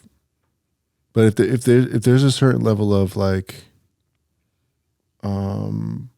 quality that you expect of like a visual, like if you have a certain standard for like, oh, this is just like the colors are just so vibrant and all that, and then there's art that's also sometimes beautiful, because hip hop can fall into this too. Like some, there's some albums that aren't engineered great, like but like then you have like the standards of like Dr. Dre has set the standard for like what a hip hop album can sound like sonically, and just like whoa, I didn't even know I could feel this way. I didn't know music can come through speakers this way, and I feel like that effect was like what Pink Floyd was doing too. Okay. See, I'm not the biggest Pink Floyd fan. Yeah. So we're kind of like flip flopping over here. Okay. And I think like visually, there's I love talking about the parallels between music and visuals, because there's always so many. So like visually, there's like fine art, which is beautiful, and there's graffiti, which is also beautiful in its own way. Oh, totally. And like, yeah. And it like I guess it feels like, while you know what throw ups are in graffiti? It's like the bubble letters and stuff, like that aren't really. It just kind of feels like, for me, like it's like, while Pink Floyd was painting murals, like Zeppelin was doing throw ups, and like like lesser, and it can be beautiful, but it's just like, it's not the or like Shepard Fairey's murals are beautiful. Yeah. It's like there's like these elaborate things, and then there's like other stuff, and I feel like they're fun. Like I want to like them, I really do. So what you're saying is that Pink Floyd is like a beautiful steak from Peter Luger's, and then Zeppelin's like McDonald's. I don't want to call it McDonald's. Yeah. I feel like you mustn't. I feel like it's disrespectful for me to call it McDonald's, but I'm telling on you. Outback Steakhouse. Damn, it's like worse for some reason. So much sodium. Yeah, I mean, better. It's definitely not worse than McDonald's. It's definitely not worse than McDonald's. Damn. All right. Yeah. Noted. Yeah. But Pink Floyd? No Pink Floyd? It's fine. Okay. Well, what was your introduction to Pink Floyd? Like, what have you heard? Have you heard Dark Side of the Moon? I've listened to Dark Side of the Moon. Okay. Yeah. I don't know. I can't be mad at, like, that's a great album. I don't know. Maybe I'll give it another try. Yeah. Sheep is my favorite song. Sheep is like ridiculously good. Okay. But it's like a 10-minute song. That's fine. Yeah. I have songs like that I love. Yeah. Yeah. Sheep is, oh my God, it's just phenomenal. Also, their Wish You Were Here album. Yeah. I like that song. What, Wish You Were Here? Yeah. Okay. That's fine. But specifically on that album, Shine On You Crazy Diamond. I think I've heard of that song. So incredible. Yeah. It's a movie. In the Damn, song. You really love Pink Floyd. Yeah. Yeah. That song. Have you done the Wizard of Oz thing with Dark Side of the Moon yet? No. I mean, I know that it's a thing, apparently, but I think that's like a fan generated thing. Yeah. Yeah. Because the rumors like they made it to be that way. Yeah. That's not true. No way. Yeah. But I also, weirdly enough, like that kind of concept of playing an album or playing music and then watching, like needing a visual with it. I sometimes will put on, the movie Metropolis from the 20s? No. Oh, it's amazing. It's like this black and white masterpiece. I'll write that It's down. so futuristic. I'll write that down. Crazy futuristic for the time. Okay. And I'll like put on an album and just watch Metropolis with the sound off. Well, it's a silent film, so of course the sound's off. But yeah. And right. visually, it is insane. You need to watch this. Yeah. Okay. Maybe put on Pink Floyd and watch it. I don't know. Okay. Invent something new instead of Wizard of Oz. I was at IGR's apartment one time, and like he had like Jean-Luc Godard playing with like subtitles, but there was like, and I really didn't know who Godard was, and I'm still right now just learning about him for the first time, and they had like, I'm trying to think of like the genre of trap music, because it wasn't trap in the way like There's more than one genre of trap music. I mean, there's many colors of trap. Oh. I mean, there's like future and Yeah. like future, and then Travis also is doing his own thing, and you know, there's like 3-6 Mafia. Memphis trap was like its own sound, which is like almost like spooky trap in a way. Ooh. But there's trap that's like more. I don't know how to describe it. Like artists like Shmino. I don't expect you to know who Shmino is. You know, like just newer, more like bouncy, like happy, kind of like good vibes kind of trap music too. Like trap, and I'm using trap in the term of like just what it is from the elements that make up the genre in terms of like tempo, instruments like 808, and like the pattern of the hi-hats. Like technically that's what like constituted trap music. So anything that follows that, I put it into trap. But trap is really in its essence like music about struggle. Yeah. But it's not you know, it's like Lil Yachty is like so like happy-go-lucky in a lot of his songs, totally. you know, for example. So but he might be rapping over a trap beat, and it's just, yeah, it's gotten so like commercialized and yeah. But there was just like that, like this softer kind of trap music like playing behind the film, and I was genuinely confused as to what I was seeing, and I was like, this is so cool. Like, yeah. Like I definitely need to do that more of just putting music to like film with the sound off, because it's really fun. Yeah. Metropolis is just like this visual crazy, like it's hard to explain, just watch it.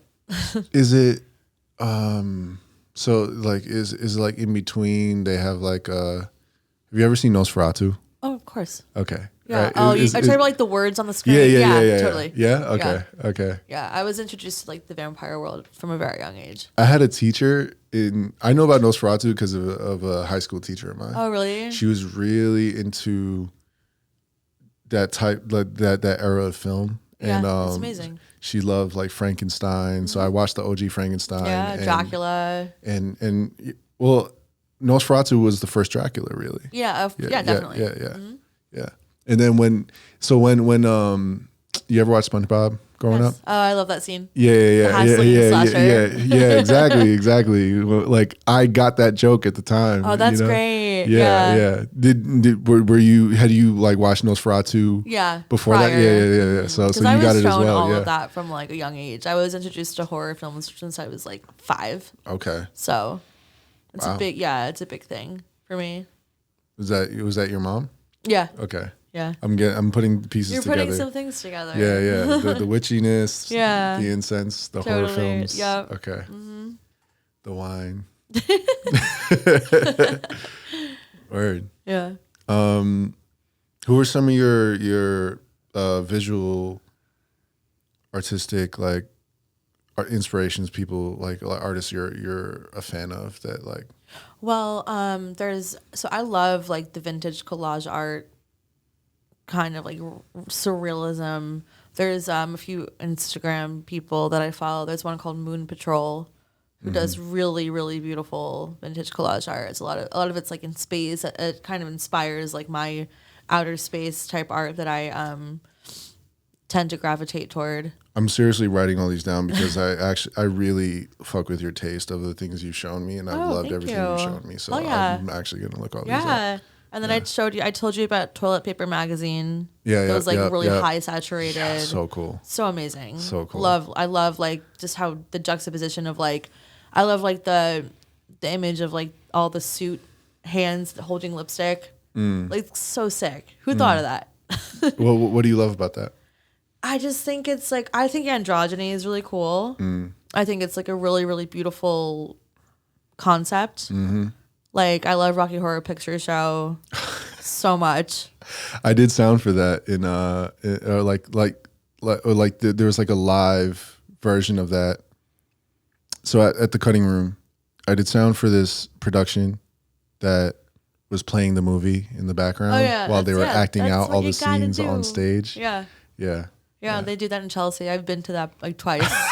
Yeah, I'm weird. It's fine. Okay, cool. Yeah. It was interesting. Yeah, it's so fun. I have a friend who is a really he does a lot of like Bowie tribute performances, and he also does every Halloween around that time. He'll do a Rocky Horror tribute as well, and he's incredible. He is exactly like Dr. Frankenfurter, like Tim Curry. And so I wonder if it's the same people. What? I wonder if it's the same people that. Like, maybe. Yeah. Well, I mean, a lot of people do this. This has been going on since the 70s. Like, they're acting it out in front of it with the audience. You know. Yeah. It does get they do like audience participation too. They get someone from the audience to like. Yeah, if you haven't seen the live performance, you're called a virgin in the Rocky Horror universe, and then they make you like have a fake orgasm on stage. Like, it's fucked up, but it's fun. That was my first time seeing the movie. It's definitely like it's just one of those like cult films. Yeah. Like Gummo. Oh my God, Gummo's crazy. I love Gummo. Yeah, me too. It's so weird that we both know about it. Yeah. Anytime you meet someone that like knows and like appreciates Gummo for what it is, it's like, okay, yeah. Are we okay? Yeah. We're both kind of fucked up, aren't we? Yeah. Yeah. My introduction, what was your introduction to Gummo? I don't remember. Mine was not great. I think my friend showed it to me when I was like 13, which is insane. Yeah. I think I remember it being her, but I don't know. What about you? I had to watch Gummo while I was pledging a fraternity. That makes sense. And this is stuff like, well, the fraternity I joined, it was like a local frat that it's a whole thing. My the college I was going to, they went national, like national frats came, and it was basically like the local frat basically converted into merged into like Kappa Sigma or like a chapter of Kappa Sigma in a way, and that was a big split within the fraternity. But I only talked to like a handful of these people, a handful of my fraternity brothers anyway, and like I don't like we shouldn't tell these things. So that's the purpose. Like a pact? Yeah. That we're not supposed to talk about the process, but I really don't care anymore. Yeah. I don't blame you. So we were supposed to watch Gummo and try to pull some sort of meaning out of it that like pertained to the fraternity. That's so interesting, actually. but there is no meaning. No. It was just a mind fuck. It's like it's just bizarre. Yeah.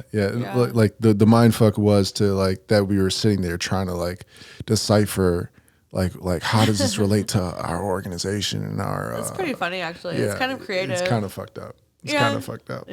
Because the movie itself is fucked up. It's traumatic. It's like watching that movie is a traumatic. It's too much, too fast, too soon. The Down syndrome prostitute, like it's a lot. It's a lot going on. I should rewatch it actually because I forget a lot of details. My favorite scene is the workout scene. I forget their names, but the shorter, skinnier boy, and he's like working out with his little dumbbells to what's the Madonna song? When you call my name, it's like a prayer. Like a prayer, yeah. He's like working out to like a prayer, like, with his mom also. I just remember like these two girls like putting tape on their boobs and then like ripping it off to make them like look bigger. Yeah. Corinne Harmony, I think, is the director, who I think also did Kids. Yeah, which I refuse to watch. You never watched Kids? I don't want to. Why? It freaks me out. What? Isn't it all about like the AIDS epidemic? Yeah. And like people are purposely giving it to each other? It's a fucked up movie, but it's not Yeah. more fucked up than Gummo. I don't know. It's not more fucked up than Are we Gummo. really going to compare? I mean, there's reasons to watch kids. Like Rosario Dawson. I think that's her first film, Rosario Dawson. Really? Yeah. Fine, I'll do it. Rosario Dawson's also in Death Proof. Is she? Okay. Yeah. Who did Sin City? I don't know, but I love that film. Because she's also in that. Yeah. Yeah. And that it's not Tarantino, but it feels like it could be Tarantino. It feels like it could be. That's such. I want to watch that this weekend. Yeah. I haven't seen that in so long. Yeah, same. Bruce Willis was also in that, right? Yeah. Yeah. Wow. So it's a very stacked cast. Are you like a Fifth Element person? Never saw it. Okay. Yeah. There are a lot of people who really put that on a pedestal, and like, yeah, I think some things you need to like. It feels like you need to watch it at a certain time of your life or of like where the world is artistically at the time in order to like to get it or to appreciate it. And some things you can get into at any time. Yeah. You know, like truly timeless work. But some things I think maybe are more nostalgic people. It's interesting at what point in our like individual timelines we discover art and how it like lives with us. And Yeah, I have an example of that actually. One of my top 5 favorite movies is Good Burger. really, Yes, and I have tried to show it to people that never saw it now, and it does not hold up. I still laugh at everything because it was of such a time for me. yeah. Like, this guy is showering with his uniform on and his hat and his shoes. That's hilarious. Yeah. And his name tag is still on. And he's just in the shower. Like it's I'm little a things dude. like, yeah. I love that movie. He's a I think it's dude. great. Did- But you did- can't show someone that now that never saw it. They're going to be like, what the fuck is this? What did you think of Good Burger 2? I didn't watch it yet. I'm scared. I didn't watch it. I don't want to. Yeah, don't. I think it's going to ruin it for me. Like it's like Coming to America 2. Yeah. I really wanted to like it. And it's just- Yeah. Some things just should not be touched, yeah. you know? Yeah. Like what sequels did they do Are well? actually good. Yeah. Coming to America 2 is unique because it was so much longer after the original. Like to do a sequel that much later with that much anticipation is like a whole different thing than just following up with like The Matrix 2. Yeah. Even though The Matrix 2 and 3 aren't as good as the first. Like they like get progressively worse. Even That's 4. just like the natural progression of things, though, when it comes to like sequels, you know?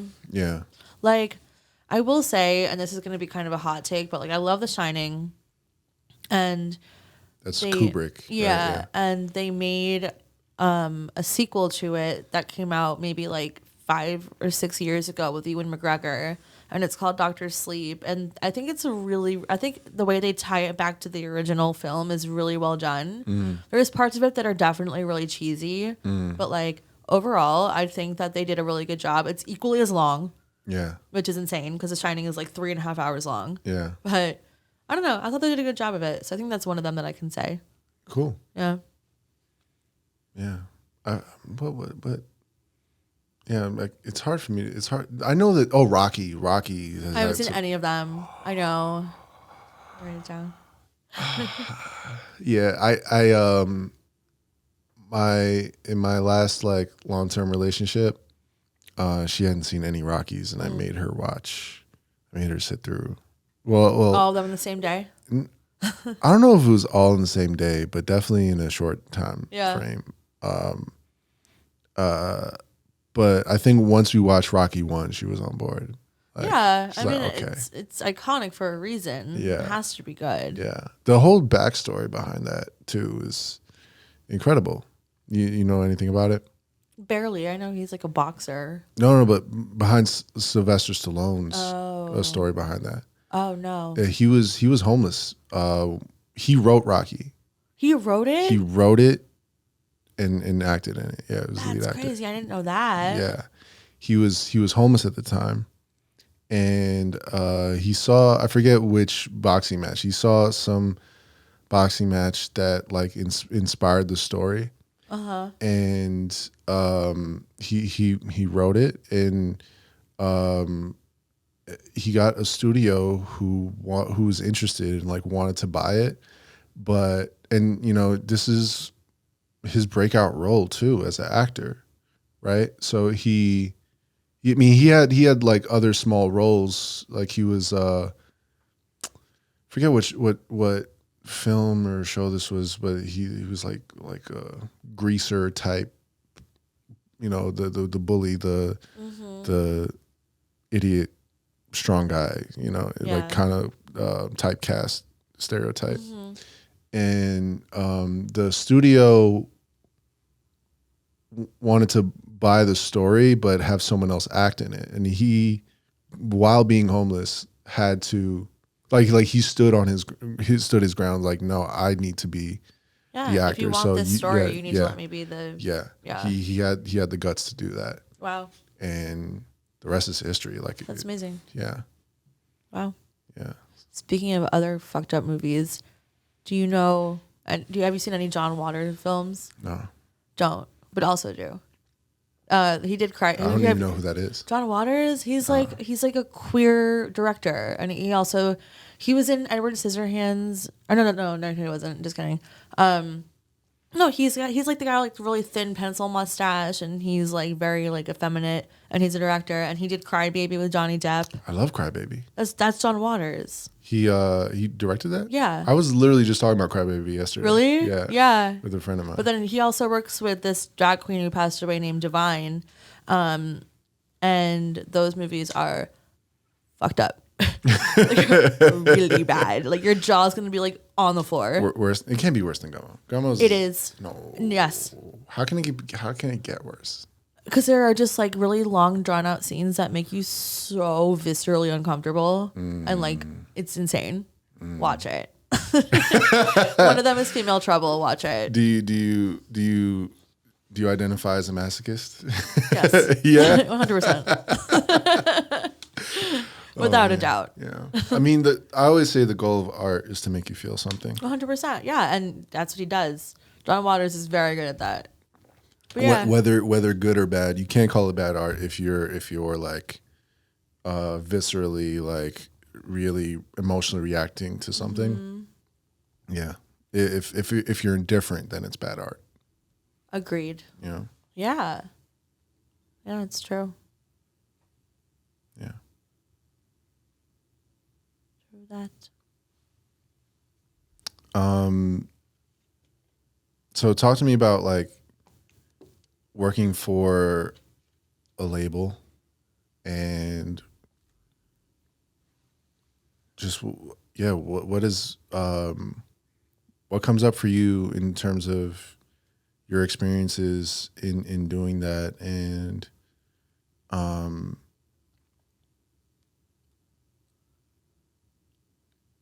like give me a peek inside that world of what it's like to work on the graphic designs for labels. Well, I mean, just even as far as like the environment goes, it's supposed to be corporate, but it's not.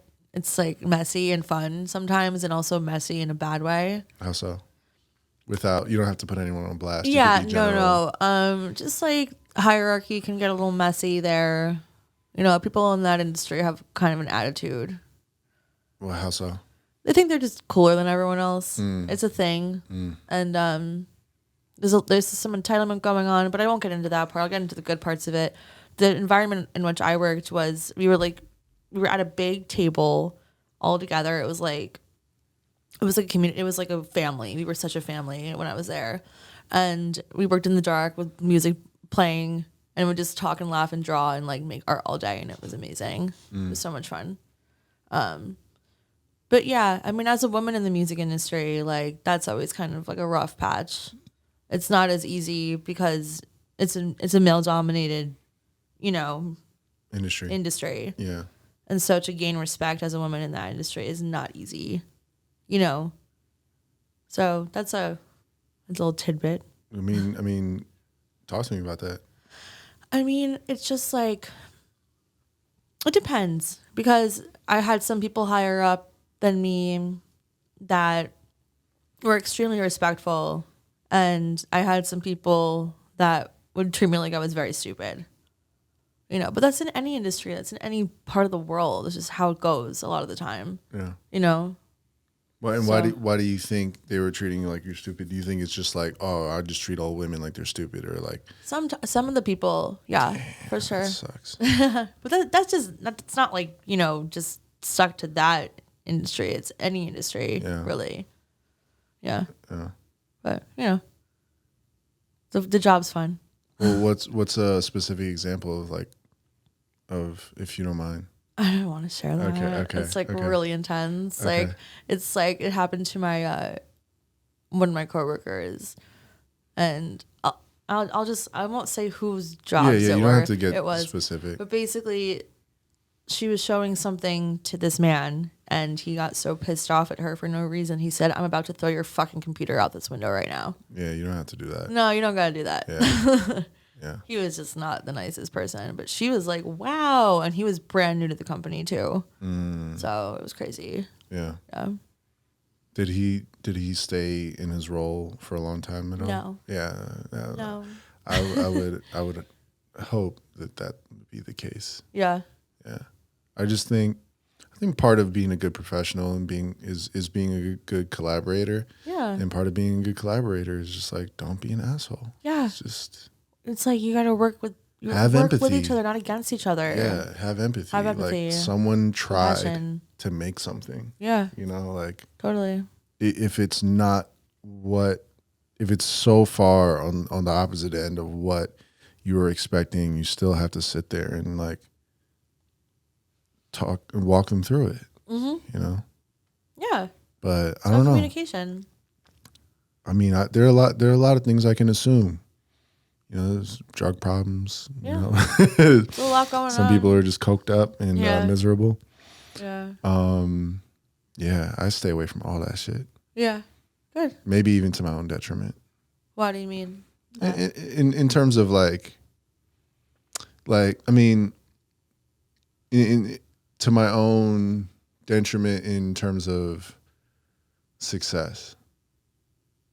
How so? Like, I think if there's a room, I do want to like navigate all different types of rooms and be in rooms that I feel uncomfortable in. I think that's important. But in terms of like who I work with, that's very important to me. Making sure that I'm working with good people who have integrity. Yeah. And who have a love for art and a passion for it. So I think like a lot of the industry from my perspective can like once you get to like on the business side of things, I think there's a lot of like, especially the bigger labels I don't think they really care about art like that. Like, I think what? I don't think they do either. Yeah, I think it's. I mean, it's at least on the music side of it. Like, it's a job. Not even the artist, like the visual artist side of it. It's like a lot of times people will just sign an artist just based on how many followers on Instagram they have, not because they're actually good. Yeah. Which is insane to me. Yeah. Like, are you so money hungry that like you're not going to give the actual artist a chance, and you're going to give this like TikTok star or whatever, like a crazy record deal, and they're gonna burn out in like 3 years. Yeah. Yeah. It's crazy. Yeah. And you see the result of it in going back to what we were saying about like the popular music that can get pushed is often not the best music. And totally. It's because there's people who just see this as an investment. Mm-hmm. I think it should both be an investment and be something you care about.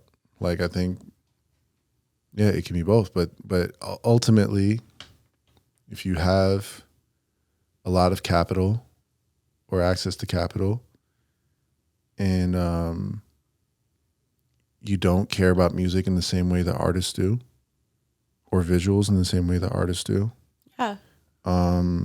You could put that capital wherever you want. Yep. And ultimately, there's nothing ethically wrong about that. That doesn't make you a bad person, unless you're like, in some ways it can. And this is like a topic we've gotten into on this podcast a couple of times of how intentional pushing toxic music can potentially be. Yeah. But yeah, it's like that's where it can get ethically murky. But yeah, if you just see something as a dollar sign, if it's not hurting anybody, but it's not like good art, like you can do that. But as a fan of art, like it's offensive. I agree. Yeah. The incentive shouldn't be monetary. Yeah. If you're making art, you know, does that make sense? Like, I mean, sometimes yes, but I mean, ultimately, like, I think ideally, like it shouldn't be a money pit. Exactly. You know, like That's it what I'm shouldn't be. trying to say. It shouldn't be like oh, just a donation in something. You know, like I'm all for people like investing and like putting their money where, they're like in places that make them more money. Yeah. Like I get that. Yeah. But you can also just do so in a more selective way. But also, if you just have money, like you don't necessarily like you can not be a fan of art and invest in art, and that's just the reality of the situation. It's just like these people aren't necessarily fans of like the actual art themselves. They casually like music because most people like music in some sort of capacity. Yeah. And there's a spectrum of love for music, for art. Yes. And if you just like casually listen and you just see it as a bag, like there's nothing wrong or really stopping you. It's just like from doing it. Like it's like, yeah, and that's why I think a lot of like people in A&R, like sometimes I just don't understand why they're signing these people. Like I want to be A&R. I would love to do that. I would love to do that so much. Yeah. I know I would kill it. I really would, because I find new artists all the time that are, and they end up blowing up. You know, or if they don't, they should. You know. so why don't you? I mean, that seems like Because in the industry, you got to start like at the bottom if you're starting a new path in the industry. And I'm too old for that. I'm 31. I'm not doing that again. yeah. You know. Yeah, but aren't there multiple means to an end? Absolutely. Sometimes. And maybe if I started at like a small label. That's what I'm saying. You Like you know. find like an indie label with some people that you fuck Yeah. with. Like, hey, I would love to do that. I know so a couple much. artists that. Yeah, because I mean, you can do that work with like you could start out doing that work to prove yourself out of love, Yeah, potentially, 100%. and then like be like, and then the first artist that blows up and becomes like the next Billie Eilish or something. And you could just be like, yeah, I did that. Or like I was part of that. Yeah. And then you become an asset automatically. That's true. Yeah. I think it would have to start somewhere small, which I'd actually prefer very much. Yeah. Do you, I mean, what are your relationships like with like independent labels? Not. You're just great. major. You're just major out I'm just here. annoying. I'm just very annoying. Why do you say annoying? No, I'm not. I'm just like, I could probably figure it out. Yeah. Yeah. I just gotta push. You know, I do. I want to work for someone smaller. And would you work in a specific genre? You would assume I would say rock and roll, but no, because it's dead. Ooh. It is. New rock is dead. I love so much of it. I love so much new rock and roll. but it's not well received as it used to be, no matter how good these bands are. Well, rock and roll to me is like the umbrella. So like, are you using it in the term of like the Beatles and like the origins of what that sound is? Because rock and No. roll is like under rock is like heavy metal and grunge. Yeah. And like, Maybe that was a little bit dramatic of me to say 5 seconds ago, but I think that I am the best at finding indie music and like indie pop and indie like electronic. Like, what would you put Krungbin under, for That's example? like indie world. I don't even know. Because they're not rock. Like I don't think they're rock. It's guitars and like drums and bass. I don't know. And, it's not like there's no like heavy hitting in it. It's just like smooth and groovy. yeah, I mean know. that's true, but it's all rock music. Like there's soft rock. I consider soft rock to be like Santana, the Eagles. That's soft rock. Yeah, I mean, sure. Krungbin is not soft. How do you compare They're just or like Hotel California, right? That's soft rock. Yeah, but like Krungbin is like its own newer age. Like it's the same instruments going through similar kinds of effects of like choruses and like I think that's reverbs and I think they kind of created a new sound. Yeah, for sure. And you know who else did too? Tame Impala. Yeah.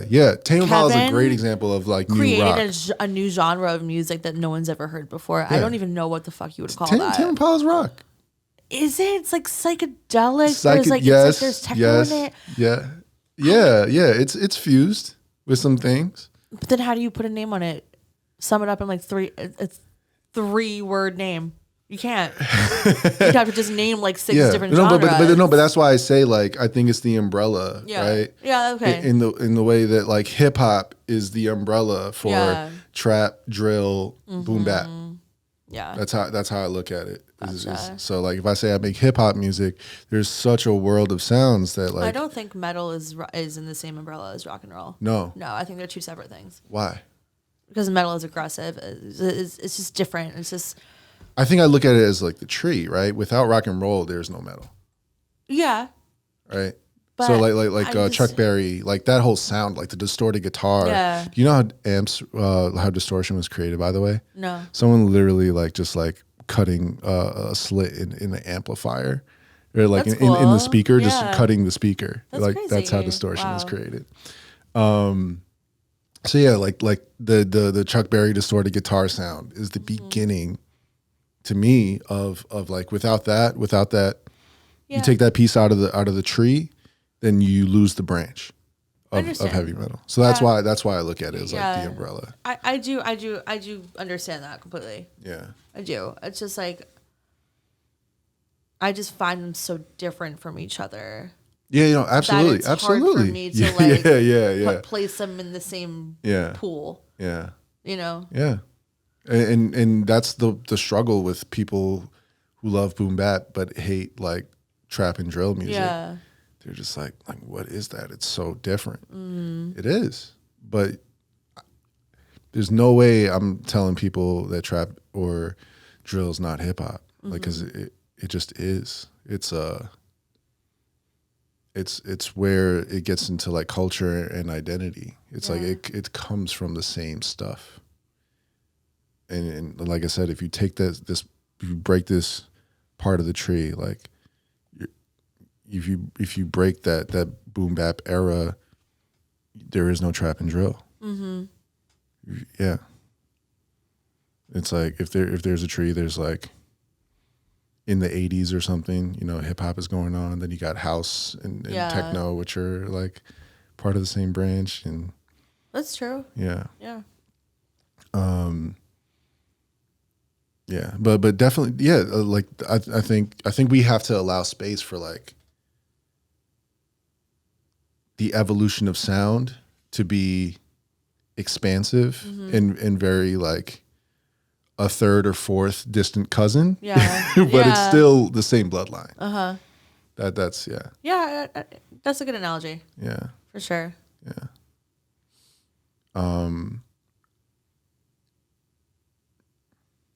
Dayglow. I don't listen.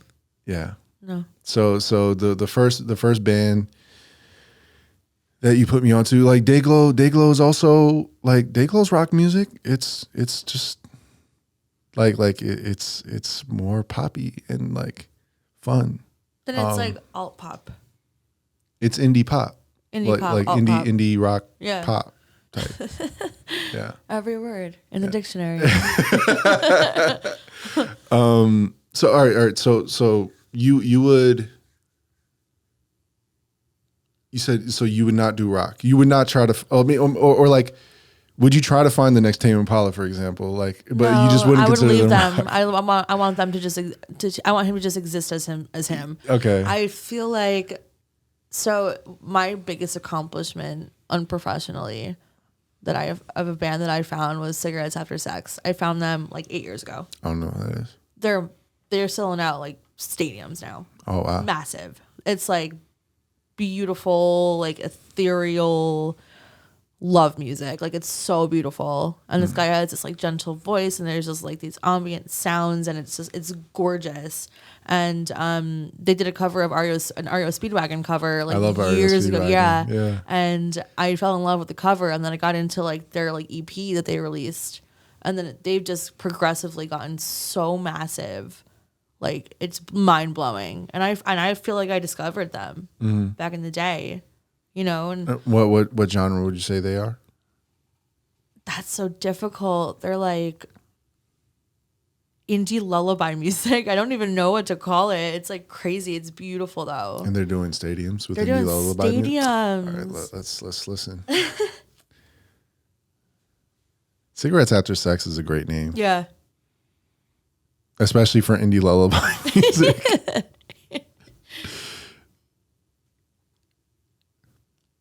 All right, what's the song? Can I see the list? Ooh, Sunsets. Okay. With a Z. Yeah. Sunsets with a Z. Love it.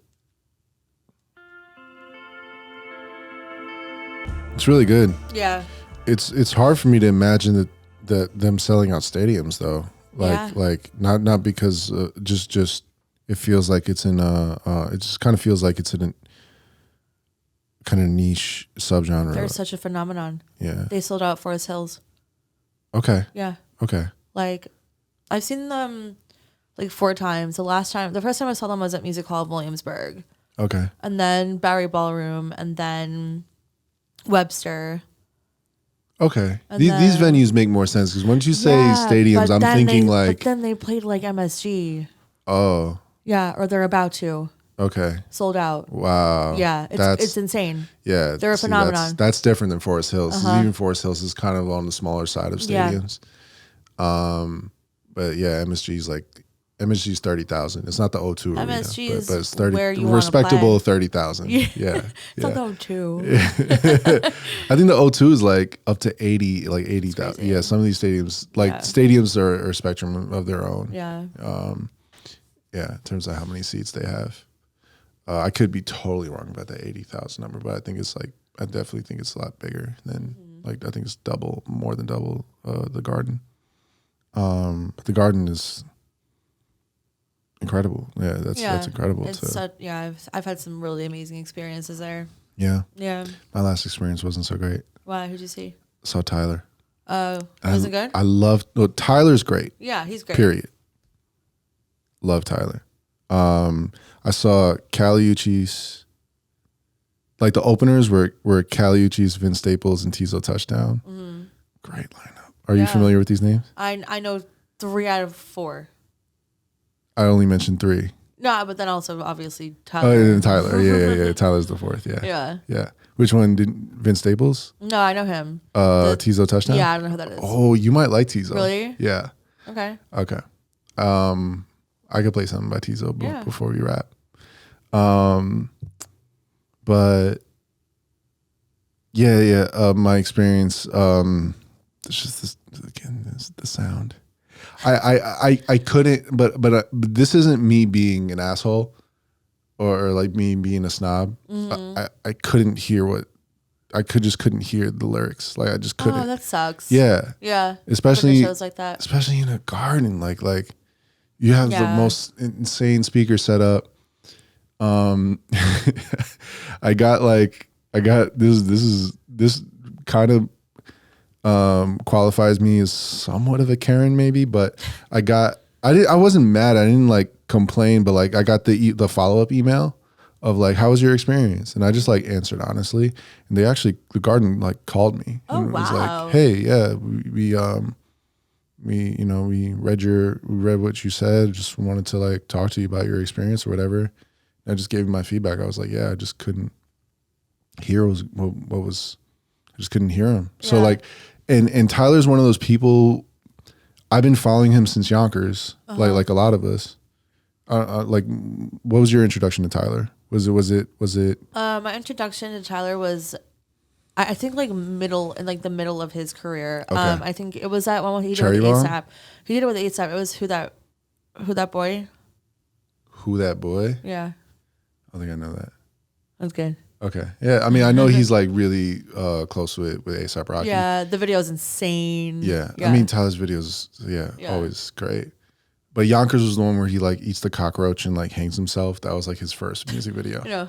yeah, exactly. Light work. Yeah. But yeah, I've been following him since then, since like his first video. And but I'm not like he's not someone who I remember his catalog like word for word. And while I was there, it seemed like a lot of people just knew the words to the song. So I think it mattered to people who were there less than it did for me. Mm-hmm. That I just couldn't hear the lyrics, so I couldn't really like sing along or like. Yeah. Okay. It ruins the experience. Yeah. Yeah. Like I like cuts from particular albums. Igor's my favorite album of his for sure. That's the pink one with the black and white face. Yeah. Yeah. Love that cover art. Yeah, that's too. really cool. Yeah. But so like but the sound was like off the whole night. It wasn't just him. It was Vince and I know Caliucci's music word for word a bit more, so it bothered me less. Okay. When she's on stage, and she really impressed me. Good. Yeah. I didn't know she does a lot of like choreography and all that like live, and I just didn't expect that. Like she really goes in on her stage production, a lot of effort. So, but Tizo Touchdown is someone to get into. He's in this like alternative hip hop rock space. Mm-hmm. His whole thing, like his whole look, he has like nails tied to his like braids that like hang down. Yeah.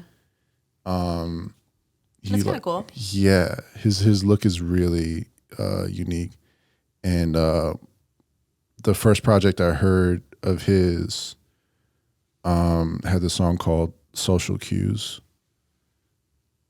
which is still to this day like my favorite of his. And like now he's done songs with Drake. Like he's moving up.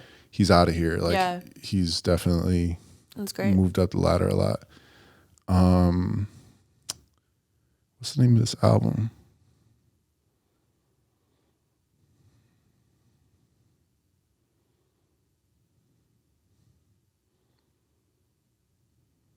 Damn, it's not showing me the name of the album right now. But I'll just play Social Cues. It's a really cool video too. Kind of like a real life like video game character, kind of like he plays a few characters, and very minimalist. Like it's all shot in like front of a garage, and yeah, it's just a really good like low budget vibe. But this is Social Cues. Anyway, here's Wonderwall. I'm saving that song after this. Like that's awesome. I love that. Yeah, you're right. Yeah, you get it. Yeah. Tizo is definitely someone to watch out for, and that's one of those like, I mean, so if you just discovered him right now, like would he be someone you would A&R for? Yeah. Yeah. Yeah, because it's unique. Yeah. Something different. Yeah. Finally. Yeah. You know. Yeah. I I like it. Word. So I guess to wrap up, just want to like ask you one more question. Yeah.